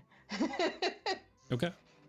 As it could benefit me, also it could benefit us as a race of humanity, because that's kind of funky that's happening right now. So I'll just extract any kind of information that I feel will be relevant for Milo and myself to figure out if this has anything to do with us or if it's going to be an issue. In the same vein of this, because Gandalf, you were there and talking to them, and it's going to be kind of retroactive. But Gandalf, I'd like for you to also roll a history check. Oh boy, I am not good at these. You know, Jones, I respect that you want me to try. Mhm. 5. Okay. All right. Ah. No worries. Okay. Great success. Kaushik is reading. Crowley is sewing. Milo is artificing. Gorham is in conflict with his hammer. Is Melgrim doing anything today? Sometime later in the evening, he's going to go find Milo for a little. You're gonna do that at nighttime. This is for daytime activities. Or Milo. Okay, so you're gonna wait until nighttime? Yeah, I'm not trying to Gotcha. bother him one after another. Okay, no worries. Anything you wanting to do during the day? No. No? Not really. Okay. Can I have someone roll a d20 for me, please? Let me do it. Okay. Also, can I request that Arish, during the day, Arish brings Milo and I lunch to his room, and we're just sitting in there, me cramming and him working all day. A working lunch. I feel like that's fun. He's- Da-da-da-da! 13. 13. The big 1, 3. I Okay. don't like that noise you just made, Alex. He's That man said, "Eh." That mean? let somebody else do it, actually. I am already going with a No. number. Oh fuck. Sometime mid-afternoon, you guys hear Nilbo up top, because he exclaims it out loud and ends up poking his head down. He says, "Boy, we have a issue, problems." Done. I did Erish's accent. Erish says it instead, not Nilbo. Oh shit. I want to go see these problems. Especially if it's got Arish alarmed like that. Oh my god. Yeah. Up. You see, Look at You're Milo. usually so unflappable. you see, Erish, who was delivering a sandwich up to Nilbo while he was up there. Nilbo's like trying to list away a bit from the coast. The coast is still in line with you guys as you guys are making your way down the coast, and you see Beast flapping directly towards the boat. And as it's fine. They're sitting on the coast, or they were, and they're flying like from the coastline towards you guys, and they are cutting off your path. And as they come into view, you see 7 large lion-shaped bodies with leathery wings off the backs, and faces of humanoids with tails that go up and end in spikes. In between all of them, a much larger than the other ones, red lion with the same humanoid-like face, and you hear just bellow out to all of these things as they're flying to you, and one grabs onto the deck of the ship, hitting the top of it, and you hear bellowing out from the red one in the back. Kill them all! Slaughter them! Take everything! And that's where we're gonna go to break. Whoa, buddy. All right. We'll be very back. We'll be very back, guys. Don't very go anywhere. We will very take a break now. Very back. And you should very donate to Extra Life while we are gone. Do ! charity in the chat for that link. Raise some money for some sick kids. So, and also get entered in to win some cool prizes when we hit milestones. Thank you for that, Brittany. So, we're going to go on break. Give us like 10-15 minutes and we'll be back soon. Much love!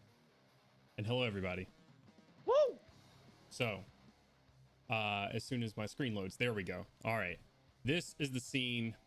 Oh my God. Cameras. What? Gorum is a pixel. Still with the short jokes, huh? Huh? He's a line. He's just a line. Why are you a pixel? You're two-dimensional, but faced the wrong way. There we go. Okay, that worked. Melgrim's a little bit larger than life for some reason. Let's move him back over. Sorry, guys. Give us a second. This is just, technical difficulties. Our production team that we love so much. I'm the production team. Forgot to look at the cameras before we did this. Be like that sometimes. All right. So, I think we're all good. And make sure Skype's. All right. So, someone speak. Hello. Okay, I want to make sure it's got the audio. Perfect. Wonderful. We're going to click on our initiative thing here. And let's get a 25 to 20. Oh, shit, yeah. I didn't know we were on initiative. Okay. Can, just roll one initiative roll for your 4. And just so everyone knows, since Artyom is not here to include him with the group, I'm letting him play 4 of the Manticores that are attacking his friends. So, woo! And he sounds a lot more merciless than I am. So 25 to 20. 22. 22 for Melgrim. All right. Wonderful. I can't click on Melgrim because Barrick is on him. Oh, sorry. It's fine. Damn it, Barrick. He's in his beard. He is in his beard. He's just sticking his little bat head out. All right. There we go. Hanging upside down in his beard. 22 for Melgrim. All right. 20 to 15. 17. 17 for Gandalin. Fuck you, man. 16 for Crowley. Okay, give me 1 second. Who said 17? Gandalin, what's your dex is 5, right? Correct. Okay, so then Gandalin. And then nope, wrong one. Where's the big guy? Big boy's right there. Okay. I heard a couple of 16s. There's Gorham and Crowley. No, Yeah. me. Gorham was a 17. Oh, Gorham was a 17 as well. Oh, okay. What's your dex, Gorham? Lower than everybody else's. Is it 10 or 11? Or is it higher? 11. 11. Okay. All right. So then Gorham. And then Crowley. Yep, 16. Crowley had a 16. Oh, what's your dex, Crowley? 18. Okay. All right. So Crowley, and then these 4. I think I have to click on all of them because you won't be able to control them if I don't. 15 to 10.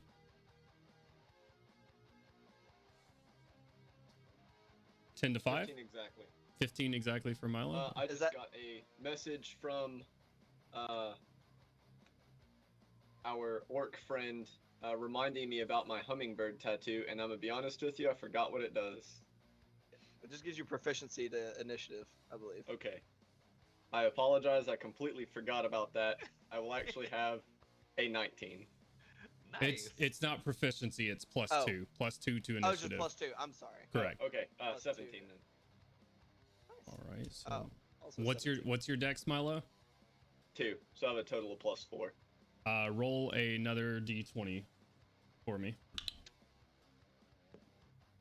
Rollies. Just the flat d20. 9 on the dice. Okay. All right. 10 to 5. Yeah. Kaushik, where you at? I rolled an 8. Okay, Got a ton of 17s and 16s. God dang. we did.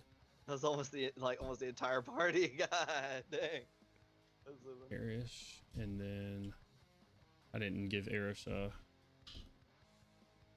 no. Fuck Arish. I didn't give Arish a custom mod, but I did for Nilbo. I feel so bad. You said an 8, Kaushik, right? Indeed. What's your dex? Some. +2, it's a 14. Okay. I actually it's roll a d20 for me. It doesn't matter all that much, but just flat d20. 15. Okay. 1 5. So you'll go first. Before that. And oh yeah, and I rolled a natural 1 for these guys over here. Ah. So there's those. Okay. Starting us off.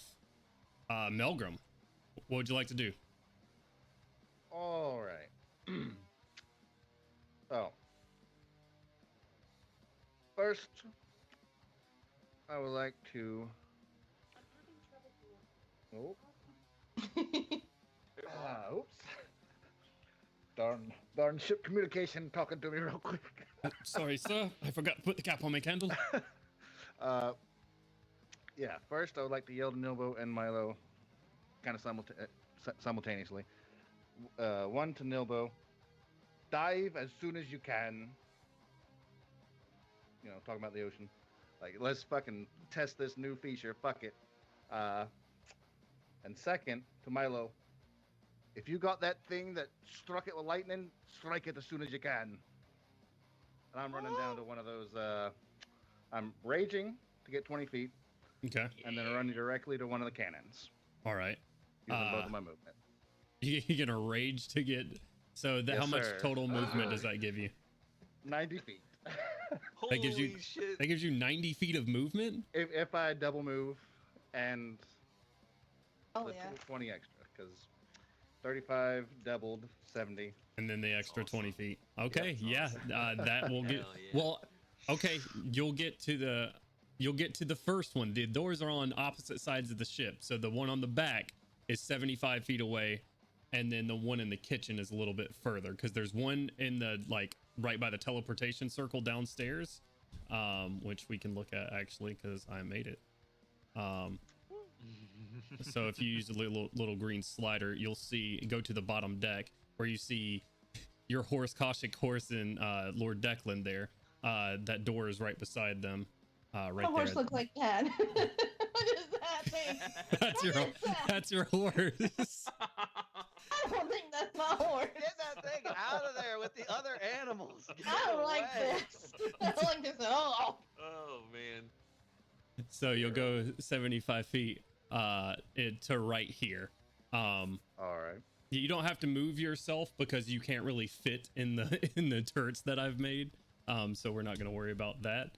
I will just simply hide you and say you are in that closest one. Cool. Okay. All right. Very well. So that takes your whole turn. You flip open and you hop down in there. Melgrim, it's very simple in design. You see like a steering wheel type apparatus because it's the first time anyone's ever said they've explored down here. So you have a seat in a chair. There is like this steering wheel type thing that's coming off of it. That's not circular, but like two 45-degree angle sticks that you're grabbing a hold of, attached to this long tube with like crackling blue energy on the sides as you wrap your fingers around the metal thing. you start to like turn left and right, and you see that it's responsive to your movement, and then you have a large like pull lever right to your right. You assume that might be the go button. Yeah, that is easy. You don't need an Arcana check to Assume, figure that okay. out. Turns out they made the eject lever the biggest thing in here, so you just fall. That is a hilarious idea. Shit, I should have thought of that. All right, Milo, you got some building to do. Request of the DM. All right, that it for your turn, Melgrim. We're gonna go to Gandalf. What would you like to do? Okay. So, I did not realize this is how close they were initially. That was my misunderstanding. So, I'm gonna be doing slightly different. Okay. That's a lot of those. It's a good amount. Yeah. It's a lot of those. You know what? Screw this guy in particular. See, I just gotta like a. Oh, hey, would you look at that? He's within 30 feet. I'm just gonna come up here, yoinking out the kukri out of my jacket, and I'm gonna start like just retracting, just like whipping them back and forth and trying to stab this bitch. All right, go for it. Biatch, which I get to make a lot of attacks this first round. So, first my regular 2. That's a dirty 20. Hits. Do I just roll attacks? Or you just want me to make roll damage first? Yeah, you can roll your attacks first. Okay. You may kill it. Alright. I'm not sure. Okay. So attack number 2. Okay. 29. Hits. Fantastic. Gloomstalker extra attack for first round of combat. Okay. 18. Also hits. All 3 hit. All 3 hit. The first one that hits, I'm gonna burn a key point to make it a death strike. Okay. So first attack would have been 1, 5 plus 6, 11. 15 points of magical piercing on the first attack. Okay. Yeah, 3, pull up a calculator. 4, 10 points of magical piercing on the second. Okay. 2, 6, 12, and then I get an additional D8 on the last one. 16 points of magical piercing on the third. Ooh. And if it's still up, since I burned a key point, make a bonus action throw as well. It is still up, indeed. Okay. So, bonus action throw. Oh my god, that bounced right out of the tray. Gosh darn it, that was so close. That's a 31 for the last hit. That definitely hits. Jesus Christ. Just roll my dice. 3, 4, 10 points of magical piercing on the last. 10 points. All right. With a mighty first round, just chucking these kukri and yanking them back. Pew, pew, pew. Yeah, just stabbing it up as it's approaching, and you just get this bestial roar from this thing, is leaking crimson all down its feline body. Awesome. All right, Fantastic. get out of here. Thank you. All right, does that end your turn, Gandalf? Actually, I see Bill up there. Yeah, easily enough. Okay, I just need to double check how much I moved. I realize Artyom would probably be mad if I let Bill die. But I just moved 15 feet. Yeah. So, 5, 50, 4, so 40 feet.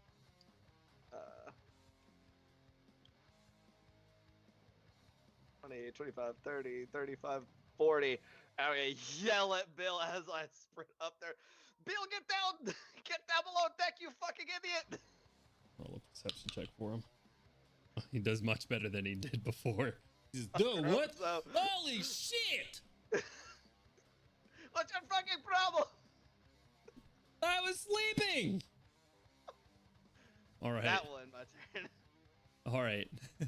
Ending your turn there is going to bring us to the big boy. So.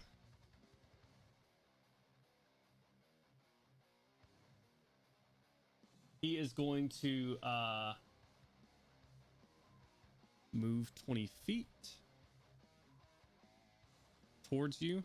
As you yell this, you see him flapping his wings there, just sort of like observing. There is very much like this thing is speaking and it is commanding. It is very much a leader here, and it sees you lay into one of his soldiers here, looks at you, dives 20 feet straight towards you, and you see a tail whip up over his head. And he is gonna as you see spikes released from the tail, and he's gonna do penetrating volley against you. Dick. That doesn't sound safe for What Twitch. a fucking What's that? asshole. I can't believe you've done this. Which is gonna Read it to be me. 3 attacks at advantage. Oh no. Oh no. Uh-oh. The first ain't- one is a 19. That just hits. The second one is gonna be a dirty 20. Yep. And the third one is gonna be a 25. Oh yeah. It just kept getting better. All 3 hit. Yeah. Oh yeah. All right. Oh yeah.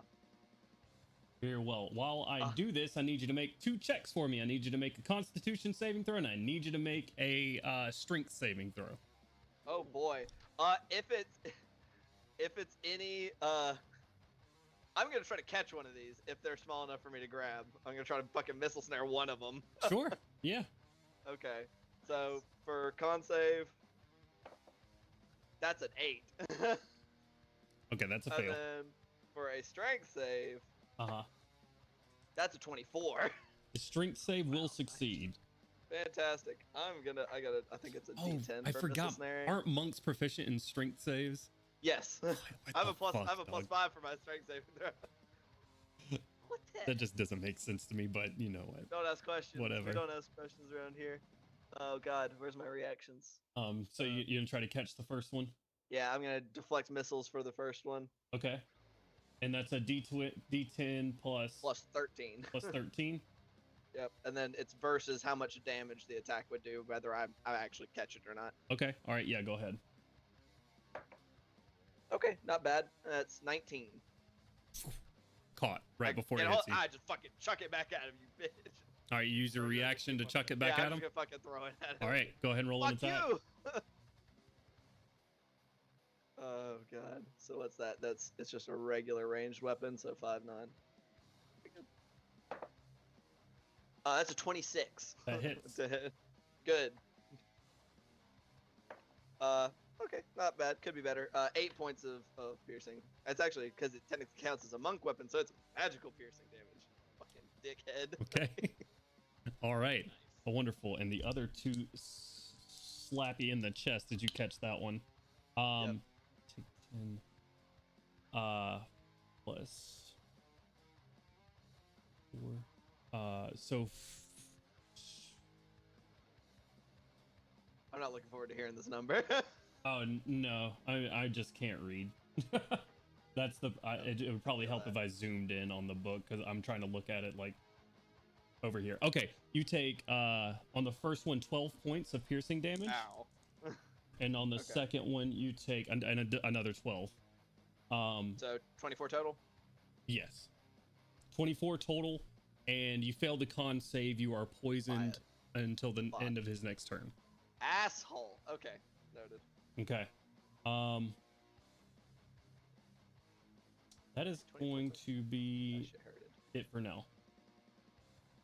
And ending his turn, Milo, and then Gorham, you're on deck. What would you like to do, Milo?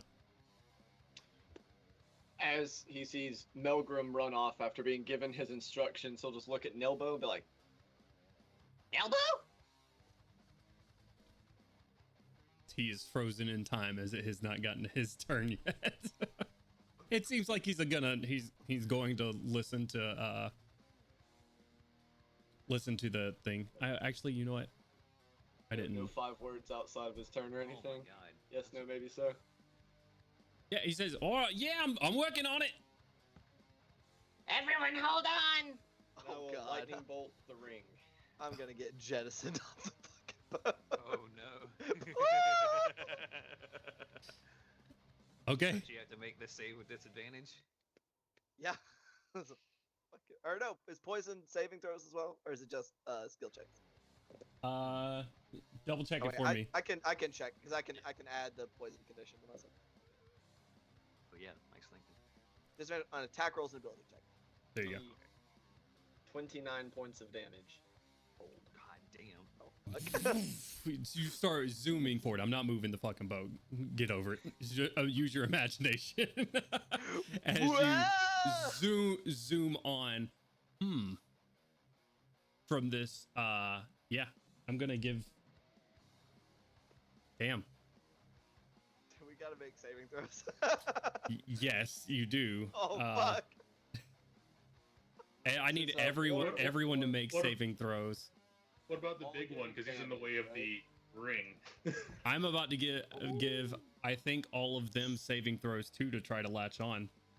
Okay. Give it, yeah. Give me Okay. saving throws as well. What Gandolin, kind Kind of of saving saves? throw? dexterity saving throw. Dex saves. Okay. Wow, 2 17s. Wow, okay, that was fucking hilarious. Oh no! Kind of making 12.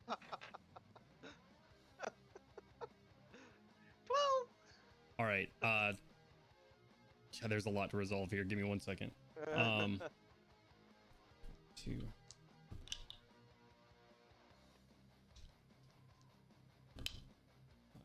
Okay, all right. So let's resolve the Manticores first since they're outside of the boat, and then we'll go inside of the boat and I'll work from front to back. Okay, so as you do that, the one that is over Bill, I rolled a natural 1, unfortunately. And so as he's standing there and you guys jettison up, he is flung like right here, collides with the stairs, and is thrown back off the boat and nearly out of sight. Convenient target. Yes. This one comes up and latches onto the latches to the end. He is gonna take some damage for that too. That hurt. Okay. This one comes up and latches onto the boat and like uses his claws digging into the side of the boat. This one gets to the back of the boat, but unfortunately also misses and is back here now. Rights himself, doesn't hit anything, and he holds on to the storm ring and is also going to take damage. Ha! Stupid. As he made his save, but is too far to grab the actual boat. That's what you get, you dick. Actually, I need to see his damage immunities. Ah, shit. Out of curiosity, you said the one that did class spawn on this side took damage. This one, like that's right behind me. This one right here, no. This, yeah, no. I rolled a natural 19 for him. Gotcha. The one that hit the fucking stairs right beside Nilbo and started yeah. going off to the side. He's gonna take some damage as well. All right, Manticore 1 on Orange Squadron. Pretty easy. I rolled 2 17s and 2 15s, so 2 dirty 20s and 2 18s. Yeah, no, that is. This one is gonna take some damage here. Squadron standing by. It's gonna take 9 points of lightning damage as he grabs onto this thing. And these two do as well. Grab onto the sides right here. Okay. So much to resolve just based off of one lightning bolt. God, combat's gonna get wild, bro. This is amazing. All right, Gandolin, what'd you roll? 12. Ass over tea kettle, you were prone.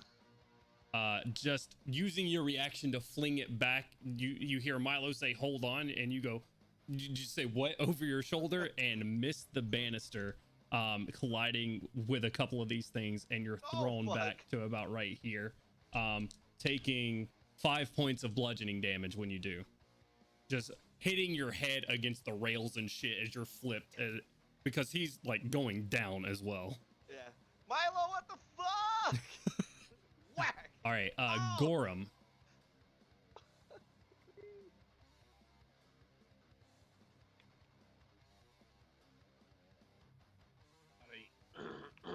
What's your dexterity saving throw? 23. 23. Very nice. Nice. Gorham writes himself unmoving. Erish, real quick.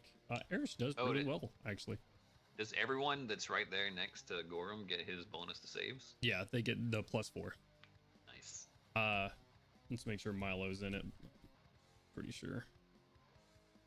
Milo is just out of it, actually. It'll just be Crowley and Kaushik. Speaking of, Kaushik, dexterity saving throw? Thank you, Gorham. 22. Success. Nice. Crowley? With Gorham, 20. Success. Milo? We're gonna flash a genius that for a 16. Success. That's with the +4 as well. Oh wait, no, you said you're outside the range. I'm sorry. That's what you And just- then our friend Nilbo. Oh no. Oh no! You know what? He's gonna have a bonus to it because he's grabbing the will. He knew it was coming. He was He expecting. also knew it was coming and also rolled very well. So, no, Nilbo's good. if your I'd feel pilot kinda just, bad. if your pilot just flew off the back of the fucking ship. All right. I'm just imagining Nilbo holding the wheel with like his lips peeling back like cartoonishly. That's very much it right now. They're doing that because of the wind and also because he's yelling this whole time. He's screaming. Understandable. Milo, you still have movement and bonus action if you'd like.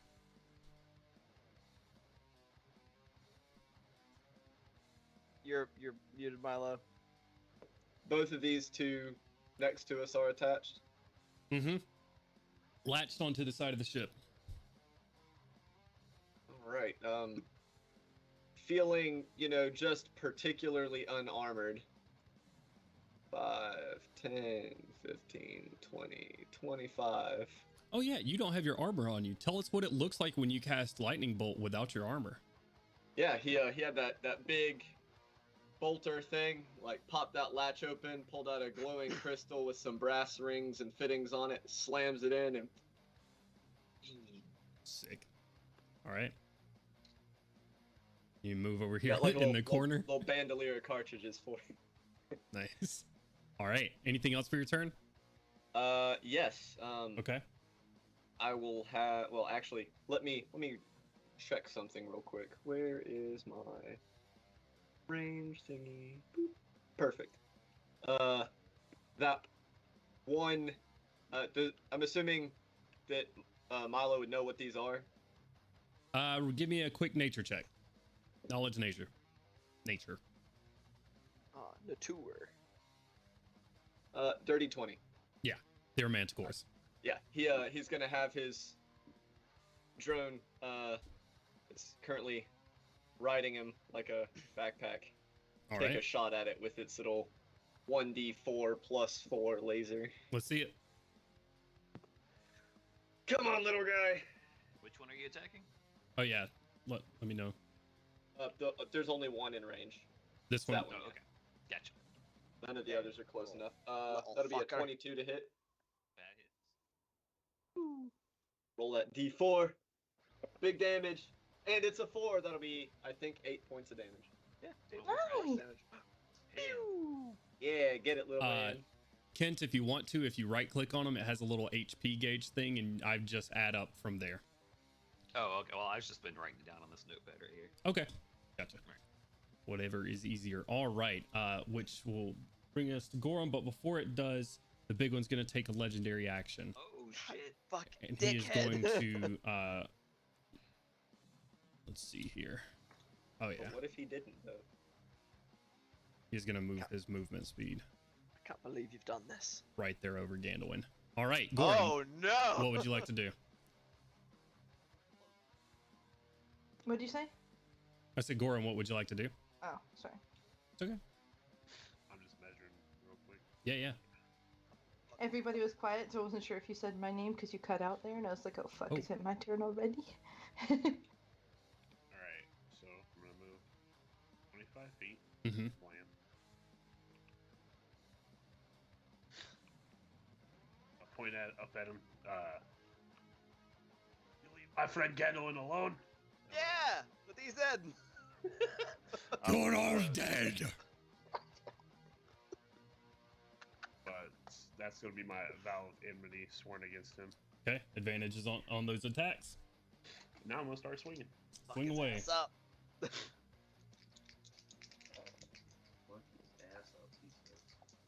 I said what I said. Oh, Math Betty. Bam blam. And Crowley, you're on deck. Hmm? I was just telling Crowley he was on deck. 24 to hit. Hits.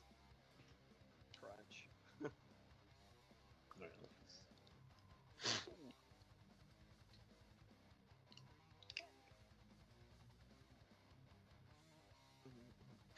so now. Ooh. So 22 bludgeoning damage. Oh. All right. And I'm gonna smite. Okay. Smite. First level. But I get extra d8 because of improved Divine Smite. Is it also an undead Manticore? It is not. And that's 15 radiant damage. 15 radiant damage. Okay. Now we make that extra attack. See who's worthy now, you piece of shit. That's 26. 26 also hits. Ooh. That's 12 bludgeoning damage. Okay. And I'll, oh lord. What am I doing here? I'll smite again Okay. for 15 radiant damage. Okay. Awesome. For 64 points of damage. Jesus. Get off my plane. Good shit, Gordon. Get on, nice. Tired of these motherfucking Manticores. Two heavy hammer hits just beating the shit out of this thing. He's roaring it. Just, you hear ribs cracking in his like a large red lion body. That's a hurting for sure. Anything else for your turn there, Gorham? No, I'm good. Okay. Daniel just laughs maniacally in the They're just background. fucking laughing, like laying on the fucking deck, like ha. You guys are in trouble now. Yeah, you're so fucked now. Oh shit. Oh. Uh-oh. Uh-oh. I need everyone to make Fuck. let's see. Actually, I need to see if this goes below deck too, if it makes it below deck. Everyone needs to make an intelligence saving throw. No, it's gonna be a wisdom saving throw. Damn it. Aha, I'm now within 10 Manticores need to make it. No, Manticores do not. Cool. Let's Um, fucking go. Wisdom save. And Okay. Melgrim too. Shit, yeah. God. Good shit, good shit, good shit. I got +9 to wisdom. Let's Yay. go. Oh, there we go. I don't Nat have a 20, +9. boys. I got a +9. 16 Nice. +9, let's go. Success. Nat 20 succeeds. Nat 20. 17 plus 2. Hell yeah. Nat 20 succeeds. 19 succeeds. 21. 21 succeeds. Nice. Success. Yay. Yay for being within. 18 You're the succeeds. paladin. You got mine, right? 25? 25 succeeds. Crowley succeeded. All right, everybody succeeded. All right. He just lets out this loud roar, but you are unbothered by it. That will bring us to Crowley. Having heard this creature a couple times, no memento before. Let's see. Crowley's going to cast Mass Suggestion on all the Manticores around him, Okay. which is all 4 of these, and tell them to fly south. I don't know. Oh, my Skype's messing up, James. I don't know if you know, but your camera's only capturing like your hat. Yeah, no, I was sneezing. Oh, okay, I'm sorry. He's Alright. role playing. What Oh is- my god, that's so funny. All right. They're going to be the 4 near you, or the. Yeah, all 2 to my right and the 2 up there by Gorham and Gnolls. Okay. There is no save to be made for the large one. He is immune to charm. The That's 3. fine. So the 2 of your orange ones will roll with advantage on the save. Oh, okay. Ah, fuck. 19 and dirty 20. Well, they succeed. This one may not. I don't know what the bonus is. It's +1. What's your? I mean, your DC's not 12, so It's not. you're gonna tell them to do what? They're flying south Flying south. Okay. for the next 24 hours. Yeah. Directly into the fucking ocean. Into the ocean. Yeah, that's where south is. So this one turns. Straight into hell. You see the big goes, "What the hell are you doing? You don't listen to him. You listen to me." I disagree. Just growls at you. I will bonus action give. That is Gorham up there by Gandalin, right? Just Correct. Double checking. Okay, yeah. Inspiration as a spirit goes up there and hypes him up Okay. so that he feels 5 feet taller. All right. With that, it's gonna bring us to Orange Squadron. All right. Orange 1 is up on this railing, and just got blasted with some electricity from this dude, so he's just gonna kind of move on, weirdly, awkwardly move up these stairs a little bit, but still keeping line of sight to Milo down there, and kind of snarl at him before whipping his tail around with 3 big ol' attacks. Okay. Let's see what we got. It is a 19, a 17, and a 23. No, sorry, 22. Who are you attacking? Milo? 3 tail attacks at Milo. Yeah. All 3 were at Milo? Yeah. Oh shit. My AC is 12 right now, so. Oh my god. Oh my god. He doesn't have Okay, the armor on. So you take 4 points of piercing damage from the first one, 7 points of piercing damage from the second one, and 6 points of piercing damage from the last one. Okay, that could have been worse. So 17, I Okay. think, total. Yeah, Right? 17 total. Alright. Alright, so it's. You had the pucker factor high for a second. Yeah. Alright? This guy doesn't. Well, let's go in my personal order. This one's just gonna kind of move up. He's not sure what just happened with things talking in his brain, but he does see his boss getting kind of wrecked by this little dwarf, so he's gonna sort of move in there and try to get in on some of this action, making some attacks at Gorham with a multi-attack, which is 1 bite and 2 claws. The bite is a, what's the bonus of that? Is a dirty 20, 14 for the first claw, and a 10 for the second claw. Is your AC Hit. higher than 20? Hit, Oh, miss. okay.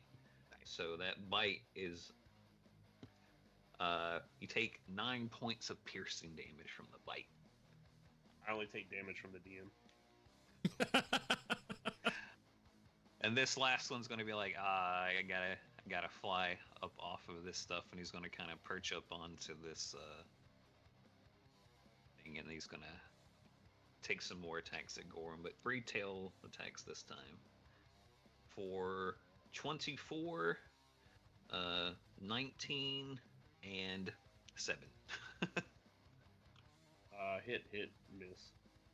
Alright, that is 8 points of piercing damage from the first one, and 5 points of piercing damage from the second one.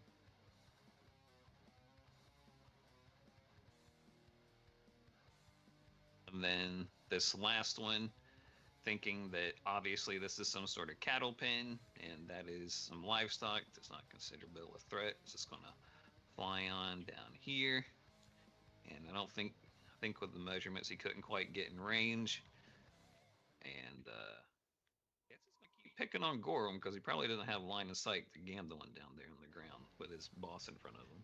Maniacal laughter from underneath on the deck. I love the kids like, I'm not killing Phil. Not a threat.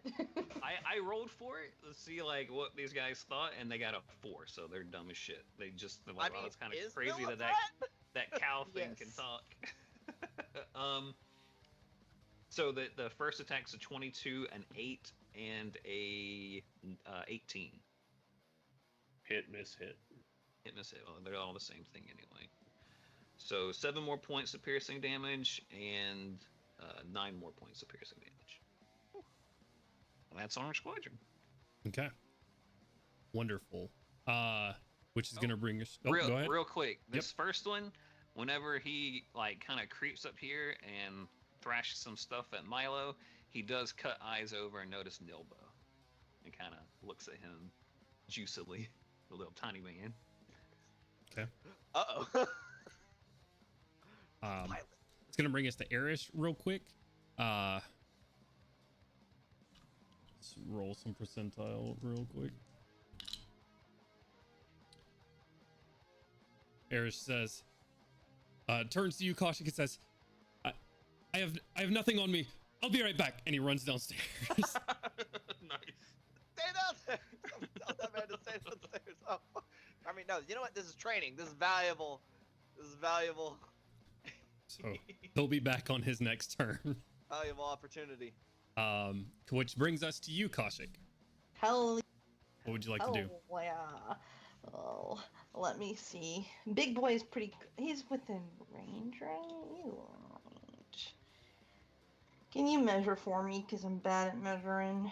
Just make sure that the main threat to big boy is within 120 feet. Very much so. He's Yes. within 120 feet. Yes. I didn't know the range off the top of my head. I thought it was 60, and then I scrolled down the spell list, and I was like, oh yeah, he's definitely in range of me. I am going to hit him with a big ol' level 3 guiding bolt. Roll I'm it. gonna try to hit him with it. Pew pew. Okay, bing bong. Is it 10 plus 9 for a 19? 19 Oh. hits. 19 hits. Hell yeah. Okay, Look perfect. at his ass up. And he's already taken. No, that doesn't. That's not guiding bolt, isn't that? It's Toll the Dead. Okay. Right. So, bum ba da da. Our boy takes 24 points of radiant damage, Okay. and then I'm gonna hit him with a Toll the Dead. Or I'm gonna try to. It's a Wisdom save, DC 17. All right. And then there's here. He failed, but he's going to use a legendary resistance to No! succeed. Okay. Why can't I do that? All right. Anything else for your turn? Reposition in any sort of way? I presume that Erish is running by me as I'm doing my turn, because he's running down to get his shield and whatnot, so I'm just going to be like, yeah, go, go, go! And then I'm just going to do my thing, and that's it. Okay, he says, yes, and he starts running downstairs to go grab his shield and stuff. Did not have it on him. He had a sandwich in his hand when he was up here, which is going to bring us to Nilbo. Leave sandwich.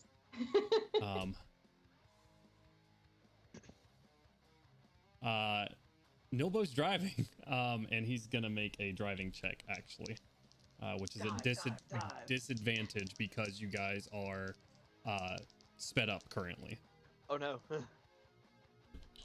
I forgot we were zooming. Still very good rolls. With a 13 and a 16 plus his bonuses, does well. Starts diving down. Starts listing. It's not an automatic process, but you do feel the boat start to shift as everybody. Like Nilbo with a decent check doesn't throw anybody any which way. Which will bring us to Blue Squadron's turn. They're not catching up. That one's not catching up at least. Where the hell is the rest of Blue Squadron? Is this the only one that made it? Oh yeah, 2 fell off. That's right. 2 of mine fell off, didn't they? And this one's hauling ass away, failing its save. So Blue Squadron is fucked. Handled. Good job. Hell yeah. Blue Squadron did nothing. Shout outs to Mr. Growly. God damn it, Blue Squadron. In your memory, I will do a legendary action.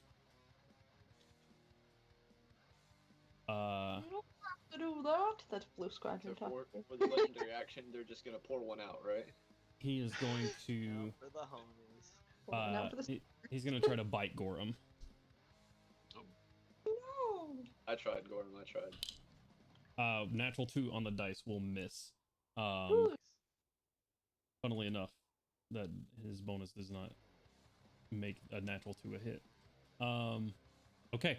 Ending his turn, or the legendary action, brings us back to the top of the initiative. Melgrim, as you hop down into the seat, you're sort of looking over all the controls and everything. You got it handled, and then you see perfect, just divine timing. 2 Manticores come Let's into go. view, and you look up at them. Nice. All right. They're still So, flapping we're at you. gonna- They're trying. They're diving with you. We're gonna shoot at the furthest one away. Okay. I guess you're raging too, so you're like screen gunning. Yeah. Ah! Going. All right. So D20 plus 7. No, you cannot reckless All right. attack. Oh, damn. Understandable. That is a 18 plus 7. Definitely A hits. hit. And you're going for the furthest one right now? Yeah. All right. 40, 12 plus 5. As you, and while you're rolling that, as you hit this and you get it lined up perfectly and you pull the hammer back, nothing happens. And then you hear, and you see the barrel start radiating blue, and out the front, just this bright bluish white beam out of the cannon, colliding with this Manticore back there. Hell yeah.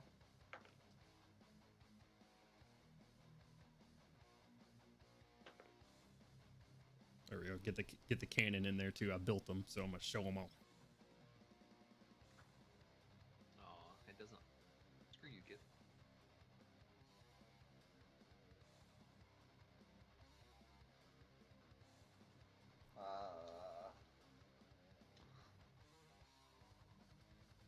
Yeah, 37? 37 points of damage. Yeah. He's still Let's alive, fucking but he's go. hurting. Let's fucking go. Okay. I need you to track this since you're on this thing. This is round 1 of you firing, so keep track Alright. of this, okay? So write down a note or something. Says round 1, Round or one. one shot taken. Holy shit! You fucking hit this thing. I'm gonna give it a check That to keep laser beam. flying. Fully Oh, operational. okay, he's fine. Still keeps himself all right, but just laser beam the shit out of this guy. He's like, the parts of his tiger fur right here going into the wings are just singed and smoking now.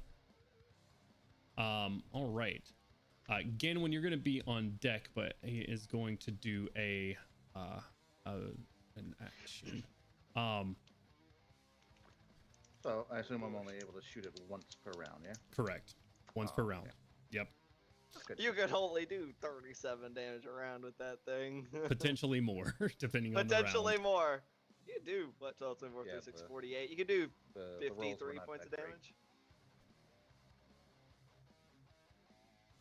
He is going to say, what are you waiting for? Kill them all! As he does, I keep wanting to call you Artyom, but you're not Artyom here. You're a Manticore Orange Squadron. All of them are able to move their movement with no AOPs. Oh, Up to shit. if they would like to. All right. And I think you're in control of all the Manticores that matter. I can't move them right now. for 'Cause some it's reason. not your Because turn. it's on my turn, technically. Right. Here, we'll do this real quick. Go ahead, move them real quick. All right. And then I'll go back to Gallon's turn.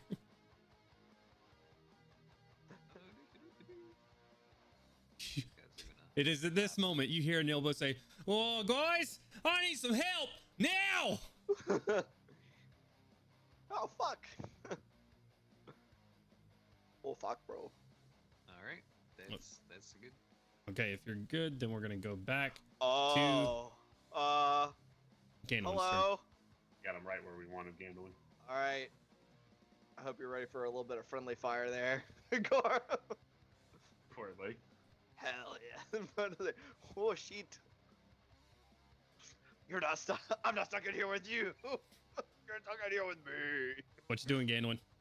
Okay, is he done moving? Okay, so I'm gonna fucking kip up for like 20 feet of movement. Mm-hmm.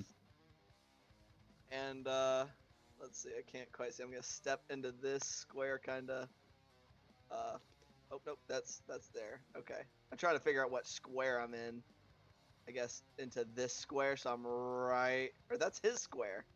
God damn it, I can't. I guess you're this pretty is as good as I'm surrounded. gonna get. Yeah, yeah. Let's see. I think this. No, I think it really doesn't matter. I'm just gonna get up and like, go to my duck a little bit, buddy, and I'm just gonna fucking spin the spin Echo Memento and. Okay.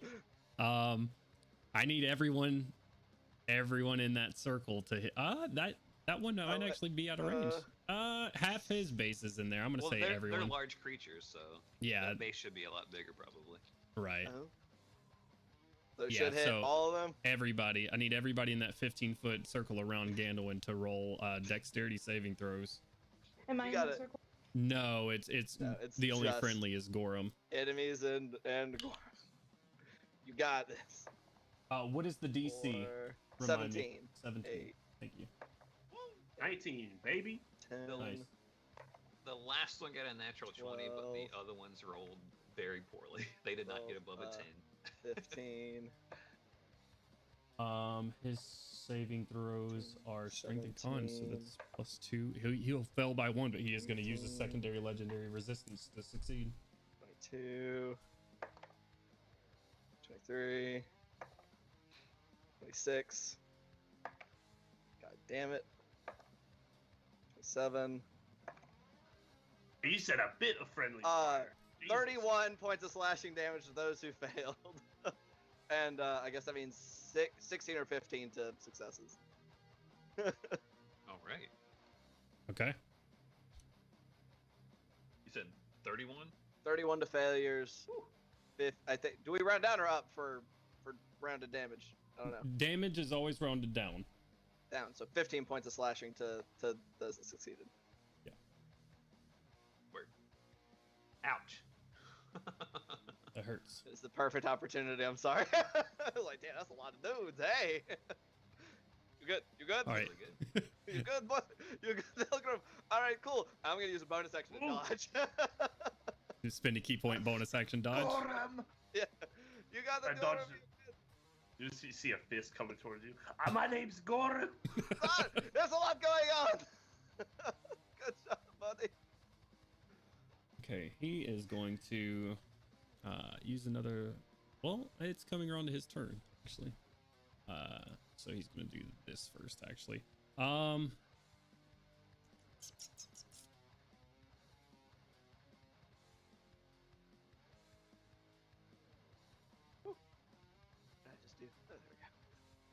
You know what? Actually, he's going to. You see his like mane, just this bright red mane. He looks much different than these. He is completely red from head to toe, except with the exception of his wings, which are just like rugged, like brown leathery wings. And you see his mane start to frill up around the edges as he roars, just incredibly loud, deafening even. And I need everybody to make wisdom saving throws again.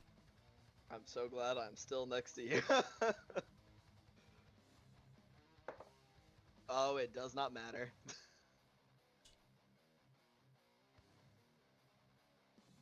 It's a 10. That's a failure. I just imagine that. It's the big guy. I got the spin off. I don't give a shit. Fuck him. 13. That is also a failure. Fuck. Oh shit. Uh-oh. Uh-oh. Roll the 4. You're gonna pop another. Dude, I also rolled a 4. Wait, do I have inspiration, right? You do. You have bardic inspiration. You got a D10. Flash of genius for 16 again. Damn, Success. Milo. I got a 16, so 17. Success. So, with my inspiration, that makes it a 17. There we Success. go. Okay, good. Kaushik? I was Somebody's wrong. gonna stay up right I here. had a 17, not a 16. 6 Sorry, foot, I 7 was- foot, 8 foot high. I was dealing with something. What's one am I rolling? Wisdom saving throw. Sorry about that. No worries. And Nilbo as well. They gave us the wrong food for dinner. Uh-oh. Oh, how rude of them. How wooed. How wooed. How rude. No, 19 plus whatever my wisdom is, so 19 plus 9. So Success. 28? I can't do math. Yeah. Gandalin. You sit Sup? there and you go to dodge. Your muscles lock up. And you are incapacitated for 4 rounds. Oh, shit. Oh my god, you're gonna have a rough time, buddy. Uh-oh. Well, rip. I'm assuming that negates my dodge action. Be fine. We're fine here. Make yourself a much more appealing target, please. Got him right Well, where we want him. incapacitated isn't too bad. You just can't take a. I just can't do actions or anything. reactions. Yeah. Right. Yeah. Okay. All right. Ending his turn. That's going to bring us to Milo. As you just hear this deep guttural laugh as he sees Gandalin lock up in front of him. Did Nilbo make it? Nilbo did make it. Okay. Good job, Dilmo. Okay. How fucked up does this bigger red manticore look?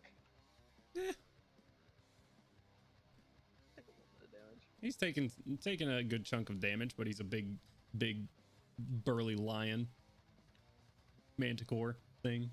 Save the pilot. Okay. Pilot. Milo can't see the pilot. You saw him go over there. For Yeah, sure. it shot at Oh, you, did and the I? one that Okay. shot at you then moved over. Nilbo towards... also is screaming bloody murder for help right now. Okay. I'm not making that up. I literally screamed in Nilbo's accent that he needs fucking help earlier. Good communication, buddy. Okay.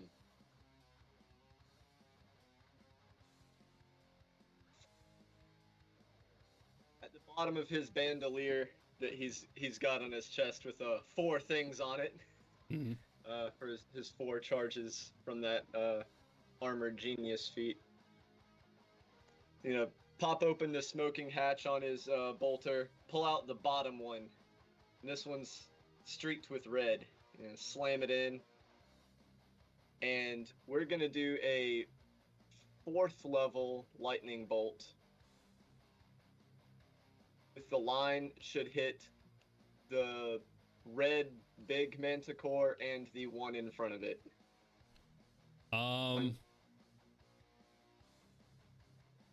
Because they're large creatures plus, so Are you gonna? I guess That's- you're angling it really far up. yeah, like diagonally up through these. I Okay. can't, like with the way the camera's working, I can't get it to see. Yeah. To go over Gandalin's head. Yeah. Okay. All right. Please don't strike me with lightning.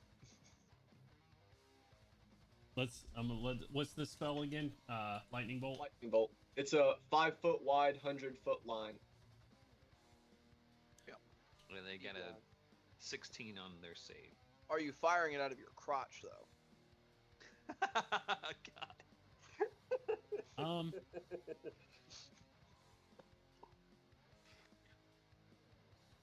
Holy shit! I have never read that about lightning bolt before. Okay. Interesting. All right. Yeah. Let me go ahead and give dexterity saving throw for the big one. I'm gonna use a portent. The red one will get a 5 on its save. Okay, and he will succeed with a last legendary resistance. Hey, you still burnt the last legendary though. Does a 16 save, Milo? Does a 16 save? Let me check. I do not know, actually. I think it just succeeds. It's on the dot, yeah. Oh, okay. Gotcha.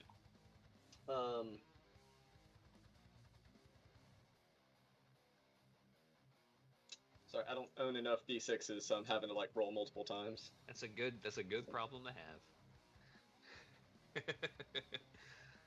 Y'all got me fucked up if you don't think I rolled my 1d4 12 times. Like That is 41 points of damage base. Okay. So 20 to each, I guess. All right. That one's looking fucking rough now. good. All right, Milo, you Then- charge it up, shoot the lightning bolt through it, charring these guys as it just chains from one to the other, and you also light these plants on fire up Oh, front. no. Not the garden. The garden is lit on fire. Oh man, you're in so much trouble when Artyom gets back. And it's going to be 5, 10, 15, 20, 25, 30. Is Bill still in the garden? I forgot to do this at the end of the round. Will you roll a stealth check for Bill? Because this is Sure. what he was doing at the end of initiative. 9 whatever Bill's whatever Bill's bonuses are. So not very well, but Bill just crawls to this side Oh no. under the plants, Good job, buddy. luckily out of the way of the lightning bolt, and just goes, oh shit, it's just got worse. All right. So is that it for your turn there, Milo? And with my bonus action, we're going to zap this Manticore again with the drone. Okay. 19 again. Yeah, 19 hits if you're But- the one up here. Yeah. Yeah. However, we dropped our damage a little bit, boys. That's down to 5 points of damage. Woo. Every little bit helps.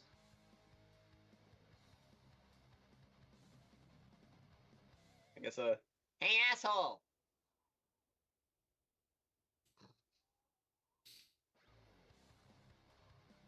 It snarls as it gets hit, but doesn't respond to you. Or does it? If it looks at him, Milo's probably like, oh shit, I fucked up. All right. Ending Milo's turn.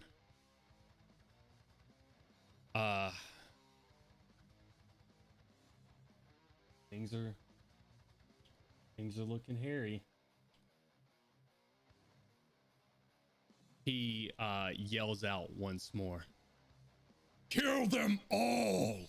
And all of the Manticores are gonna get a bite or claw attack. Oh. Including him Uh-oh. at Gandalwin. All right. Well, there's gonna be Can I give him the finger? 2 bites at Gandalwin. I'll go ahead and roll these. A 20 and an 18. Ow. Yeah. 18 misses, actually. Holy shit. Okay. Ooh, max damage though, so you take 11 points of piercing damage, and then 1 at Gorham. Only an 18 on that one as well. It's Oh, okay. Minimum damage for 4. And then, whoa, a natural 20 on Nilbo. Okay. There's about to have to be Kaushik. I was waiting to say mine as well because I also rolled a natural 20 against Gandalwin. So Kaushik, shit, can you even see Nilbo? Manticores ain't shit. You're looking through the thing. Protect the pilot. Yeah, she can't see, unfortunately, not from where she's at. Fuck. So the only one she would be able to see and negate would be the one against you. Shit. You If said she a would like natural to. 20? Yes, it's a Nah, natural hit 20. him for full force. I'm just kidding. Yeah, I want to negate that. Okay. Sick. So you negate the crit. Still going to be a regular hit against Gandalwin for this one.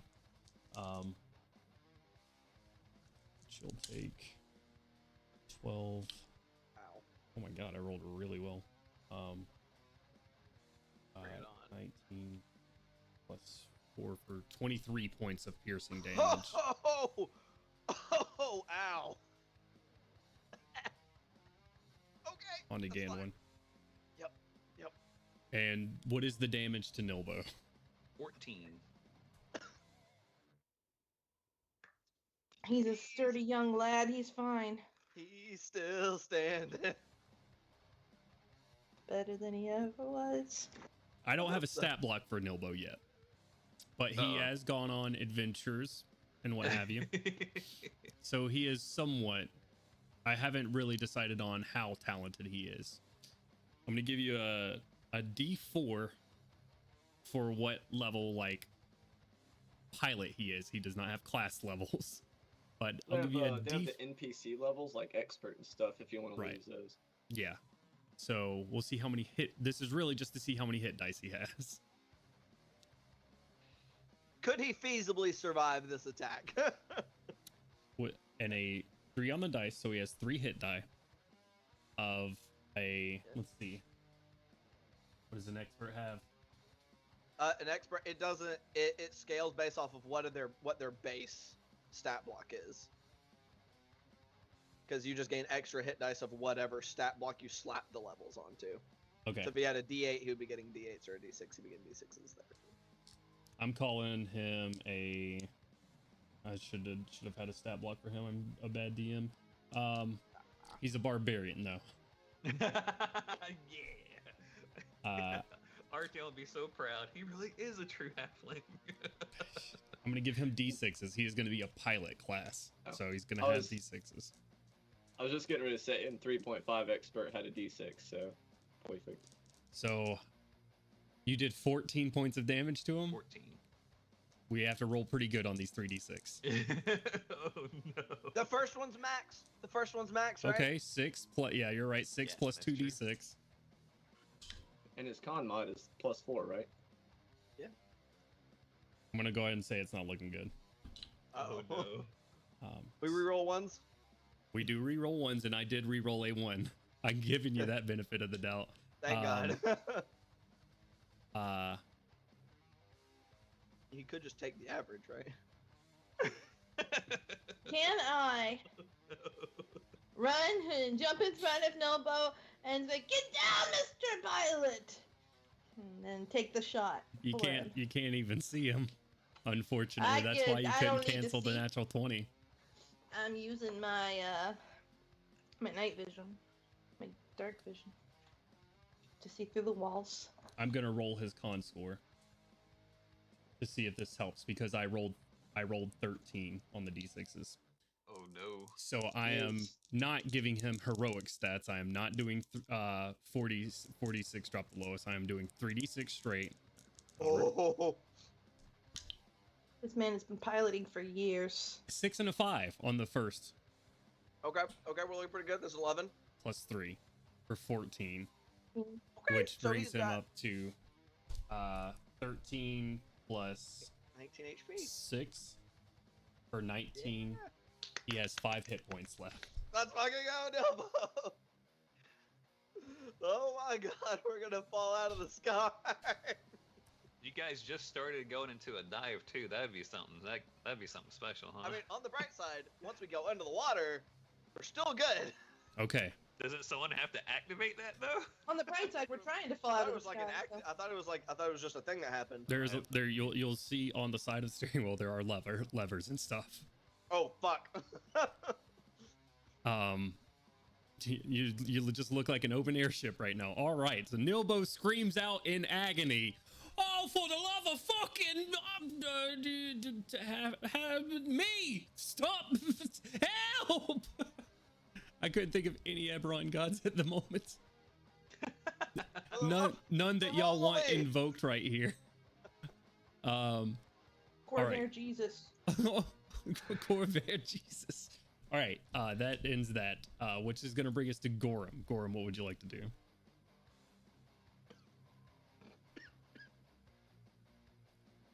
And then Crowley. All right. So I'm within 5 feet of Gandalf, right? Yeah. Okay. Yes.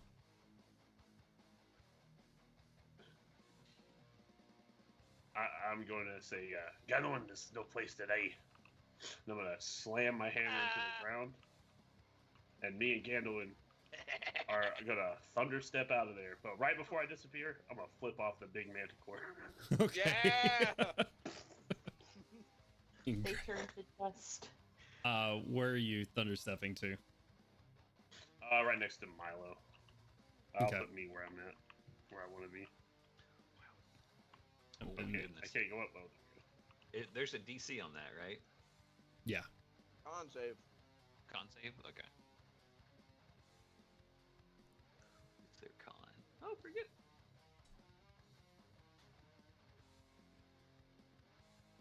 Okay, we're in fuck around D20s. His con is very, very, very good. It's a 14 or 15 save.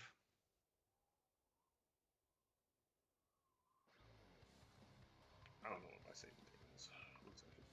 Is it does the item have a saving throw, or does it use his saving throw? It uses his saving throw. Nice. That's really So, a 16. Oh, okay. They all three good. fail. Couple failures. The big one will succeed. I got 8. Oh no. It takes half. I got a 28. God damn. Buff con.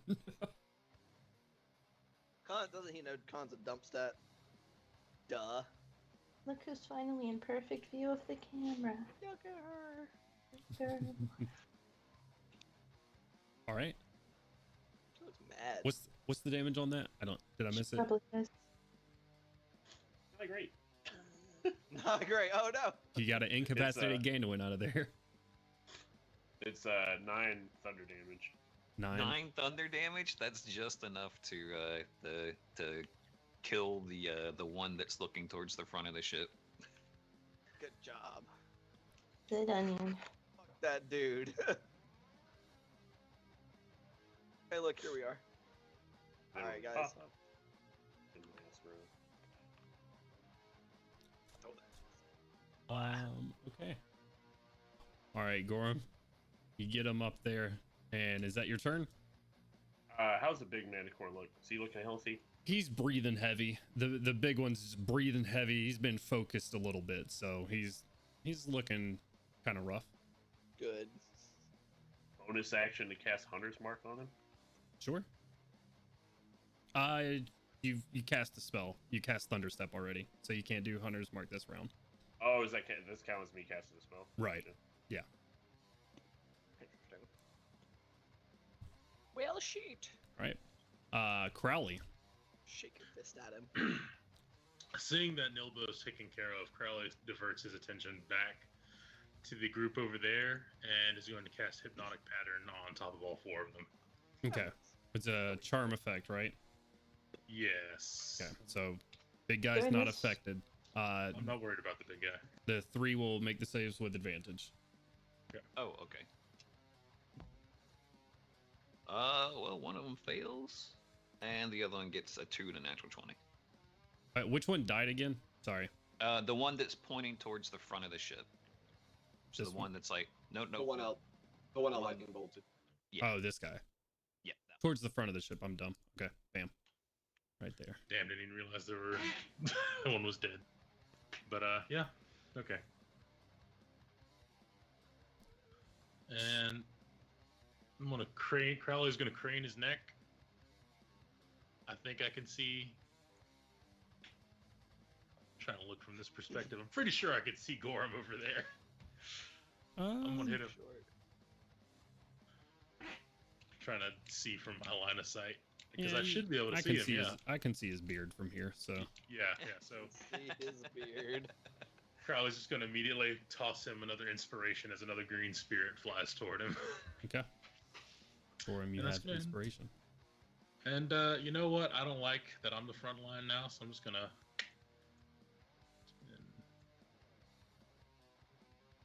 And that should bring me here. Boom. Okay. That ends my turn. Something all by myself. occurs to me that I think it took Erish out of initiative because no, he was near the bottom. That's right. Never mind. He did not roll super great. No, he didn't. All right. He Which was right above me. brings us to Orange Squadron. All right, Orange Squadron number 1 is going to provoke an attack of opportunity from Gorham and Nilbo if he wants one, as he flees back onto this ledge back over here. Nilbo is going to keep his hands on the wheel. All right. I hope so. Does a 24 hit? Absolutely. Okay, well, you, sir, will take 16 points of bludgeoning damage and 2 points of radiant damage. All right. And when I hit a creature with an opportunity attack, I can move up to half my speed. Hell yeah. without provoking opportunity attacks. So, what's half of 25? We round up, so I don't 15. Round up for movement, round down for damage.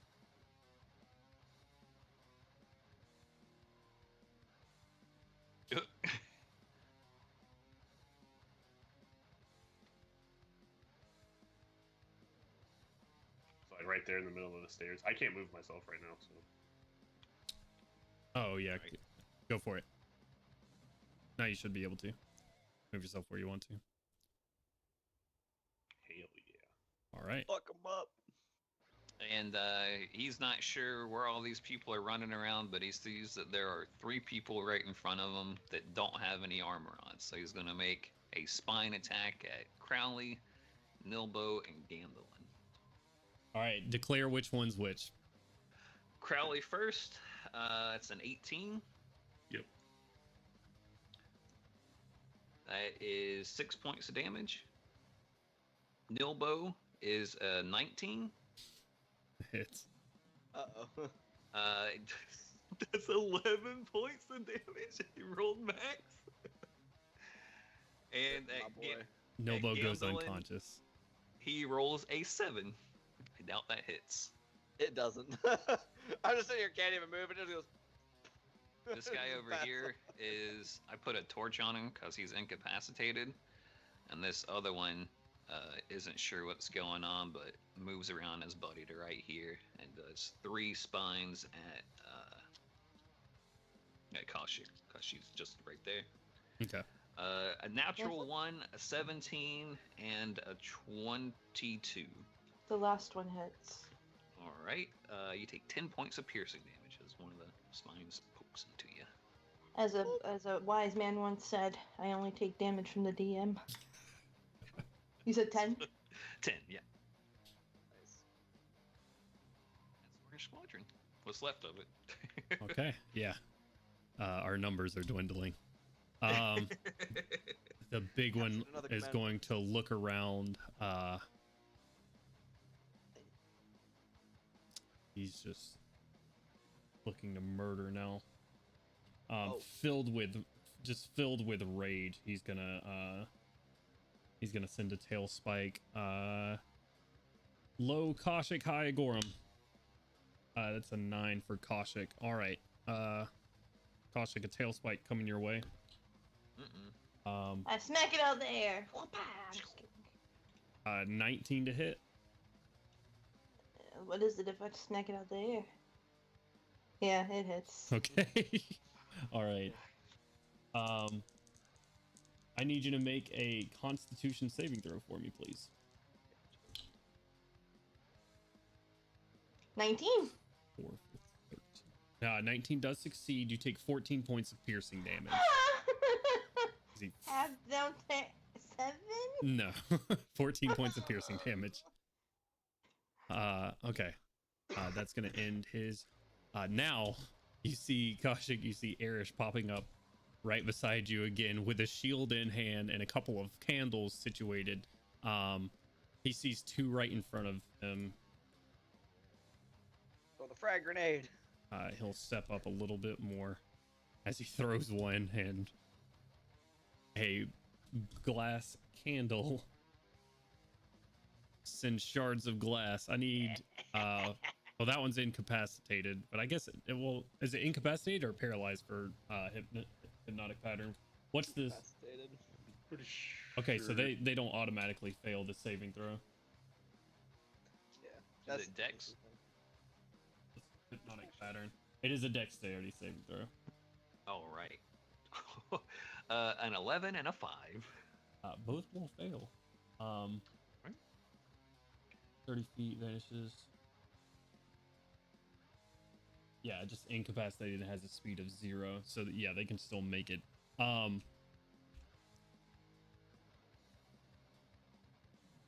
D4s. Does taking damage break hypnotic pattern? Or does it? It does. Yeah, It takes it's damage. I've already said it at this point. I'll give you know what? Fuck it. I might roll it back. Let's see. Give Erish a not great Arcana roll, unfortunately. Unfortunately, Crowley with the spell He's a gone. newbie. It's Yeah, expected. he's a newbie. He's trying to contribute.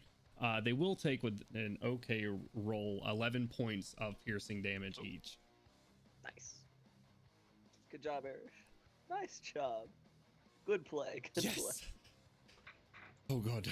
And he is going to sort of Moves one down the abacus for Erish's pay. Like I'm just over there shaking his head like. Let the damn kids play. And as it breaks hypnotic pattern, this one roars and turns back to him. He says, "Shit!" And he doesn't cuss. What am I saying? He says, "Oh no!" and steps back here by Koshik. He's not gonna hide. He's gonna stand right by Koshik. Shield up, and hand on some more candles. Which brings us to Koshik. Having previously heard Nilbo screaming for help, not knowing what has happened up there, but still knowing he needs help, I'm gonna turn around and beeline up the stairs, see what's going on up there. Okay. So I'm gonna run 30 feet up the stairs. Does that get me all the way up? 30 feet will get you to the top of the stairs here. I can't move myself. Why? Oh, there I go. Hello. Oh, no, I think I moved myself off the ship. Whoa, You hold did. on, girl. Don't drop yourself. Don't drop Hold on, yourself. girl. Unfortunately, you're going to be at those top stairs because 30 feet is in Crowley's space. You know what? There's no railing here, so I'm going to say there should be, but there's not. I'm going to Did say... I just move? Because you- I was closer to the stairs. I tried to move 30 as well. I thought I counted that right. So Whoa. That's fine. She can hop right there with your Wait, total Crowley? movement. Do what? I said I squeezed by Crowley. Thanks, Yeah. then Crowley. Done. Okay. Look at him. He's a little skeleton man. Okay. Hello. I got an alt tab. Hold on. I gotta look at my spell list. Oh my god, please. Oh my god, please. Hold on. I'm sorry, guys. Shit's going on with my computer. Sorry. I've made it to the spell list. Right.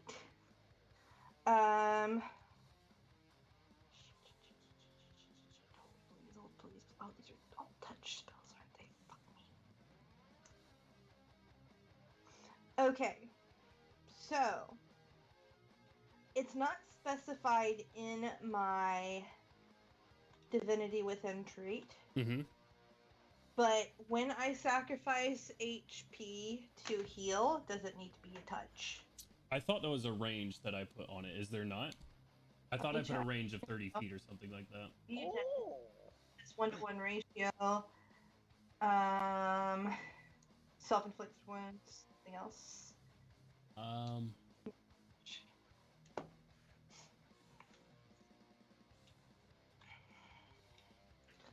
Do I have the non-touch? I have to have a non-touch healing spell, right? Do you have I can hit healing everybody word? with a. I was supposed to say I can hit everybody with a healing word. That's up there. Yeah, I think I'm gonna do that instead Okay. because I don't. It looks like I don't have a regular healing word, but I can hit everybody with a mass healing word up there, which is perfectly fine because it can get everybody up. I think, want to upcast it as well. Okay. So I want to do a 4th level mass healing word. All right. That will bring Nilbo the full. It'll be 8 plus 5, so 13 points of 13. healing. Okay. Because it has 0 HP. And then, do I have to roll it for the rest of them? Yes, correct. It's like You split just roll between them? once and apply it to everybody. Oh, does it split between them or does it? No, we all heal for the full amount. Okay, For so whatever you 7 HP for everybody. Take that. I will take 7 HP. was that everybody them or everybody up here? Everybody up there. So you two, Crowley, it's 60 feet. 2d. Nice. How much would you roll, Koshik? 2d4 plus 5. Okay. All right. I rolled 2 ones, unfortunately. I was about to ask because I was like, that's very low. Okay. It is, yeah. The dice Every little want. bit. The dice want. Every little bit counts. Okay. And then I'm going to use my bonus action to Toll the Dead on the one in front of us. Okay. Which, if he's previously taken damage, if he fails, he has failed. Okay, he will take 3d12 plus 5 damage. Whew! Jesus. I believe. Is that right? That's That's like crazy. That's a lot of damage. That's a lot of Yeah, damage. 3d12. 12, D12. Where are y'all? Okay, so 3d12 is plus 5, so I'll just add 5 to whatever rolls. So that's going to be 25 damage. His bell got told. Yeah, I got told. You rung his bell pretty good. He's still hanging in there, though. Taco Bell ding dong. Yeah. Could be the bass boosted version of the Taco Bell. Like, ding. Okay. Is that end your And turn, then Kaushik? I'm gonna use my if I get some words, I'm gonna tell everybody that's up there, like mostly Crowley probably because he's standing right in front of me. I'm just gonna like motion and elbow and say, keep him safe, and then that's gonna be it. Okay. What do you think I'm doing? Free action. Not keeping him safe, clearly. His ass Well, I just just fell got apart. That's me. You hear this one say, the large one say, "You two with me," and they're going to move with him. Fuck. They're Kent. Do it. Please. Oh, they're all moving on to Arish? Oh, no. No! Rip to the Focus boy. Kaushik abandoned him. I will burn this boat down. Nilbo will stand up with 15 foot of movement. And this is the second round, so he's still making these at disadvantage as he grabs onto the wheel. And you guys start listing quite a bit as he grabs on to just like stand up. The wheel just to the side. Everybody make dexterity saving throws for me. Do I still get? Oh yeah, I'm only incapacitated, so I still get to make You them, still right? get saved, yeah. Okay, am I within 10 feet of farm? I get, yeah. Do I get bonuses for being by the banister? I'm just kidding. Mine's For the- not fantastic. For the first save since this fight started, I don't need Flash of Genius. That'll be a dirty 20. Also a dirty 20. Somehow. Okay, success. A very nervous 16. 19. Success. Is it 15 succeed? Succeed. I'm. Very good shit. I'm in 23, but I know I succeed. Did Melvin to make Am I one. rolling? A dexterity saving throw.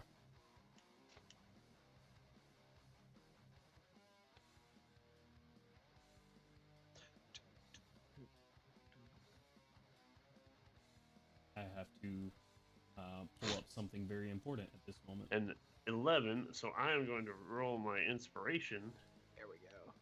Okay. which is, what is it again, Matt? D10, right? Yes, sir. DDs. So, an 18. Nice. Succeeds. So all of you succeed. Unfortunately, Arish does not. And he falls prone. 15 succeeds. I'll roll one for Nilbo as well. Nilbo natural 20s hit. Hell yeah. With a natural 20, I'll say he rights the ship fairly quickly. Says, "Sorry about that. Just a bit woozy," as he's still leaking blood pretty profusely. All right.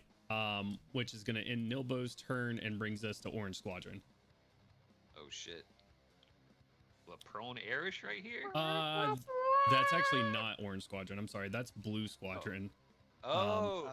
Whew. Which I was is like, don't make me do this. Blue Squadron. this Oh. is Both of Blue y'all. Squadron. I'm gonna be honest with both of y'all. Our IRL friendship depends on what happens in this session. Do what you gotta do. Everyone abandoned him down there. Blue Yeah, I Squadron. didn't get a choice in the matter. You can heal. Saving Gandalin! yeah, we're like, I mean, if we're a it bit came busy around the after Orange this. Squadron, Arish is about to take 6 attacks at advantage from There's Orange 6 of Squadron. No, they have They just multi each Two, attacks. attack. yeah, multi-attacks. them. This is Yeah, stupid. from Orange I don't- Squad. I have multi. Can y'all attack, see I the do. initiative tracker up top? Yeah. Yes. Okay. All right. Just making sure. That's gonna bring us to Melgrim. All right. So, D20 plus 7 and if you're shooting again. what I'm going to do on my turn now depends on one thing. Mhm. These little birdies behind us, can I deduce that they don't look like they're going to catch up to us? They caught up because you listed last round, so they are a bit closer. I'm not moving them yet, but if there's another fail, they could catch up next round. Shit. Okay. Well, yep. We're gonna fire at the furthest one again. Bring him down. Get down, For a 13 plus 7 to hit. 30-20 hits. You're shooting at the same one? Yes. Okay. Go for it. Let's get the calculator. Yeah, it's probably easier in freaking D&D Beyond, but go for it.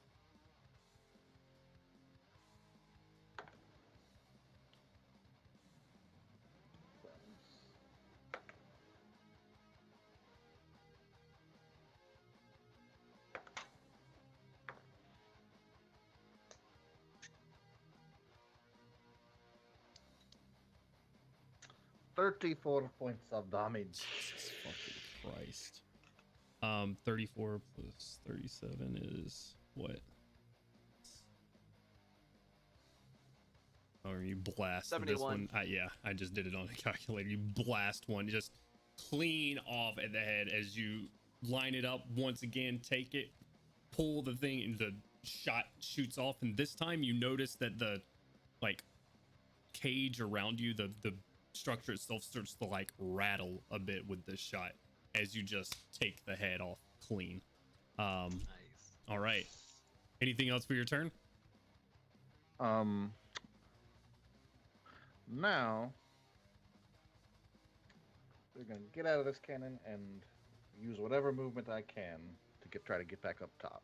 Okay, so your full As fast movement as I is can. 70 foot. Yeah, 35. Okay, so that will put you. I hid you earlier in the fight, I believe. Did I hide you or did I kill you? Where the heck did you go? I think you know. put him on top of the hatch, didn't you? I think you Did put I? me on top of the hatch and hid me. No, I think you're just under one of these guys. You are. You're right here. Mm.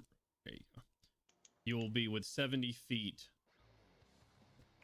Unfortunately, 5 feet away from the top, right here.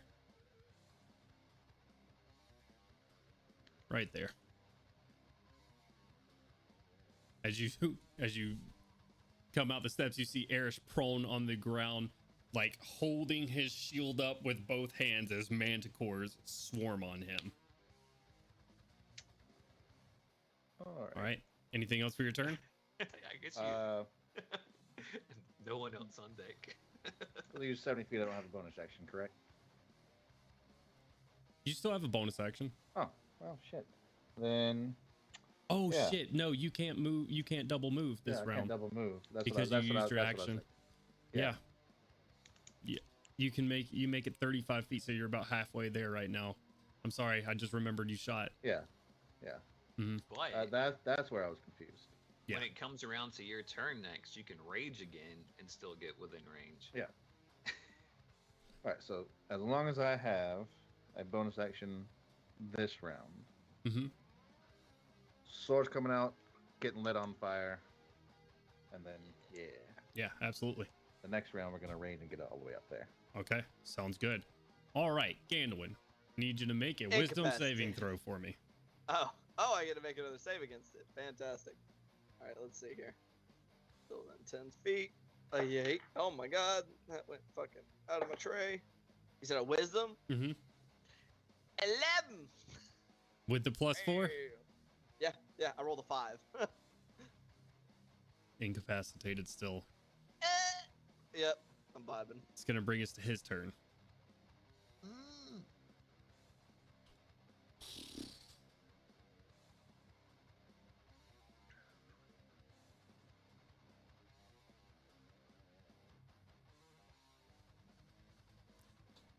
Two claws and a bite at Erish.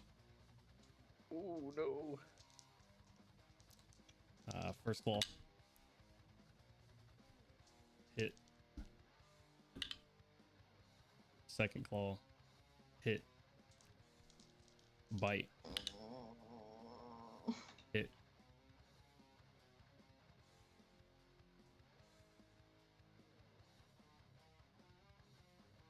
All right.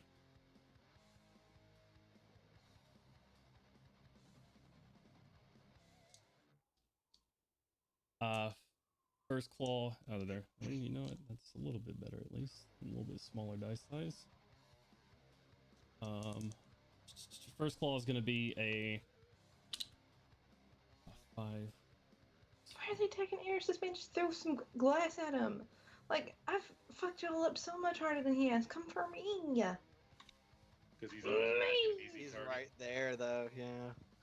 He wasn't. Second claw. Erish is a very lucky man at this very moment. I'm just gonna say that. So that's It's the shield that's all special.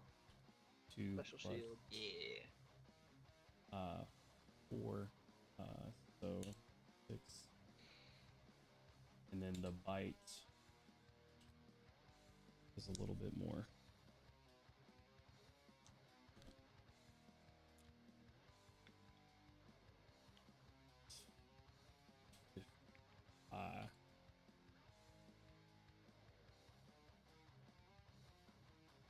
Two big claws in the air. As he's holding the shield above him, you just hear him yelling, and then this just large red beast bites down, crunching part of the top of the shield and into Erish's shoulder, and you see Erish go limp.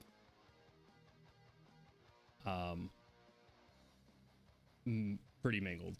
That is going to end his turn. Milo.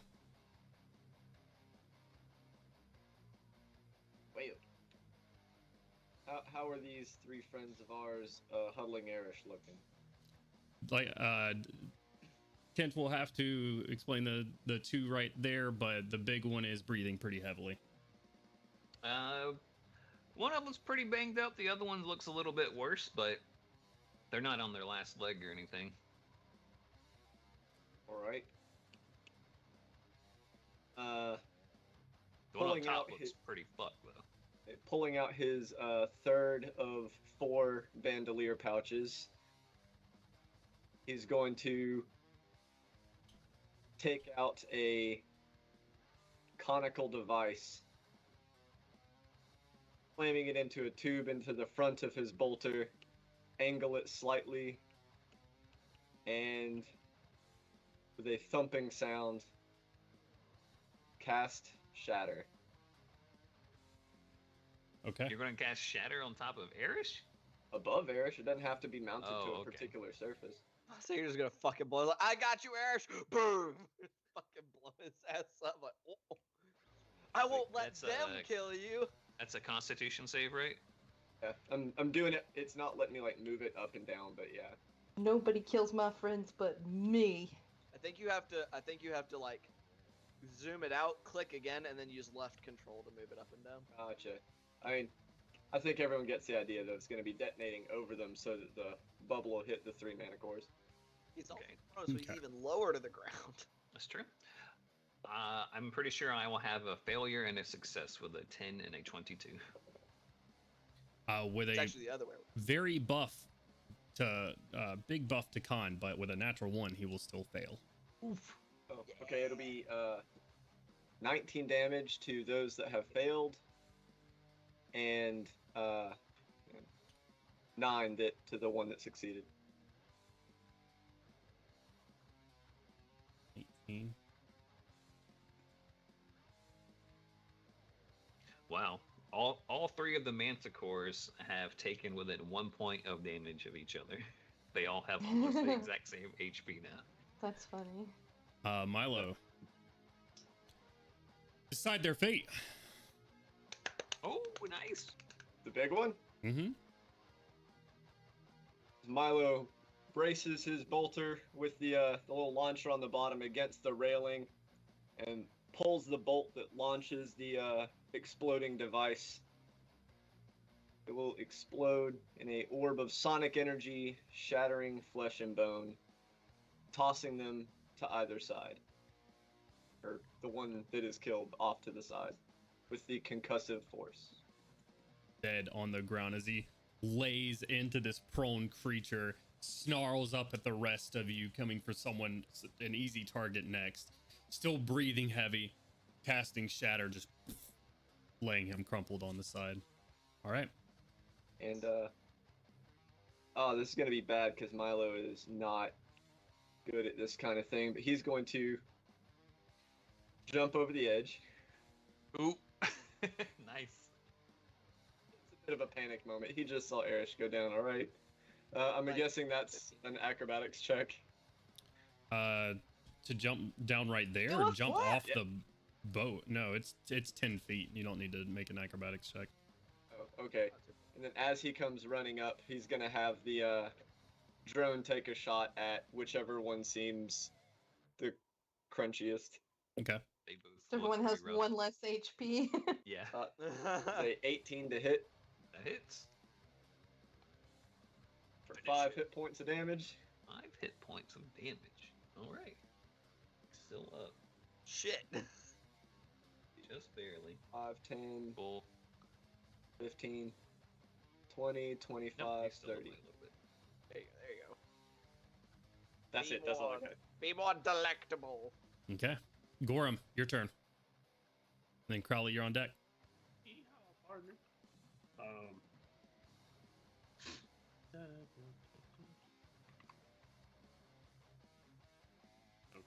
Okay. So.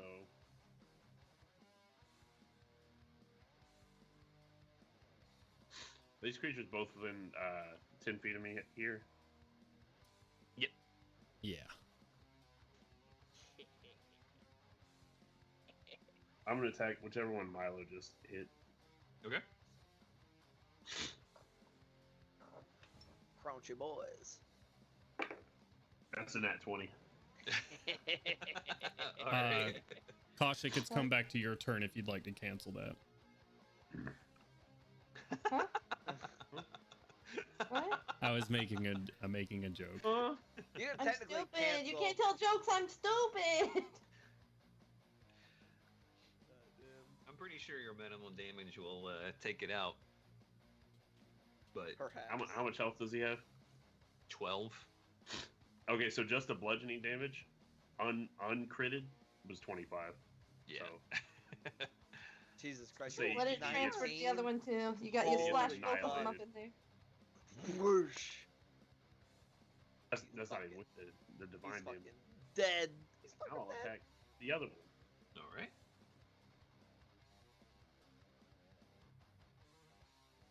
I just rolled my d20 off the desk. Oh no. Be like that. 16. Yeah, that hits.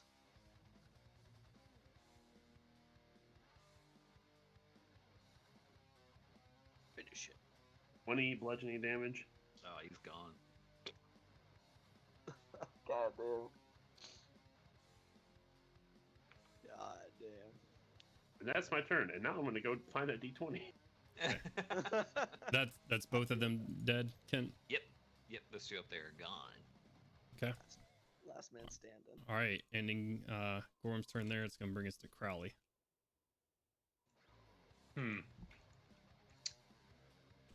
Crowley, not being so sure he can end this thing by himself, is instead going to elect to move in front of our good friend Nilbo. Wave his hand as the spirits rise and form a dome around him and the wheel. And I guess you know what I'm trying to say. Okay. Wall Yeah. of force Wall of all force. around us and the wheel Nice. defensively. And that's going to end my turn. Okay. Kaushik said keep him safe, and Crowley said fucking bet. Let's go. How big of a bubble is it? If you insist. It's a 10-foot bubble, I think, which I'm gonna say. If I need to squeeze in there, that's fine too. Yeah, you probably have to get buddy buddy with him. I'm pretty sure it's a You're 10-foot bubble. Have to Jack and Rose. Yeah, you'd be fine. Or, create a dome. Either one. I thought I could control what He I can, yeah, did. he can choose where the center Yeah. is, so he could So I scoot can- it. I can scoot and maneuver it, and if I'm not making like a full bubble, then I can just make a dome that's more space, I think. Yeah, you're fine right here. You can. This is easy enough with the 10 foot. Is it 10-foot diameter? No, you got me question. I think it's a 10-foot radius. Yeah, I think it is as well. I'm just gonna make sure real quick. Wall of force, right? Name of it. Radius up to 10 feet, or you can shape a flat surface made up of 10 by 10 foot. There you go. panels. Yeah, easy enough to get him, the wheel, and that. Awesome. Nice. And Wall of Force doesn't say if people can't hear me or not through it. You're under total cover. I don't see Okay, why they wouldn't be able to elf hear ears. you. Yeah, the elf ears. Either way, if they can, then Ganwin's gonna get inspiration. That's all. Okay. You get inspiration, Ganwin. Woo! I fucking need that. The last of Orange Squadron. Fuck This off. one's going to take a 5-foot step over here and spitefully look at Kaushik, who healed his prey, and is going to do 3 tail attacks at him with a 2, a 3, and then 11. All of And them then- missed because you suck. And then it yeets the fuck out of there because it doesn't want to get clapped. Oh no, it doesn't. How No, far can it go? It has no chance. It will go 45 feet this That's way. not far enough, bitch. Let's fucking go. That's all it can do. It's getting Okay. out of dodge. Uh, Or trying to. the last of Blue Squadron will follow suit as these guys are now. You're now flying in opposite directions of the ship, and Erish lays there bleeding. If we are out of initiative, then gonna use this last. Oh, we're not. No, I was. No, go ahead. I was shaking my head. I'm checking to the DM before I say I do anything. Go for it. We're out of initiative. They're Oh yeah, they're he flying immediately away. rips open that last bandolier pouch, takes out a pill-shaped pod, hits a button, and a 4-inch syringe comes out, slams it in for a level 3 cure wounds. How much damage does that do to him? He immediately fails a death saving throw. If he had It them. takes 1d4 less health because you just fucking stabbed him through the guts with a goddamn force Eric's just needle. about to just Uma Thurman back up off the deck. 18 points of healing. Hell yeah. Nice. Syringe goes in. I Pumps am- full of medicine. Erish is unmoving.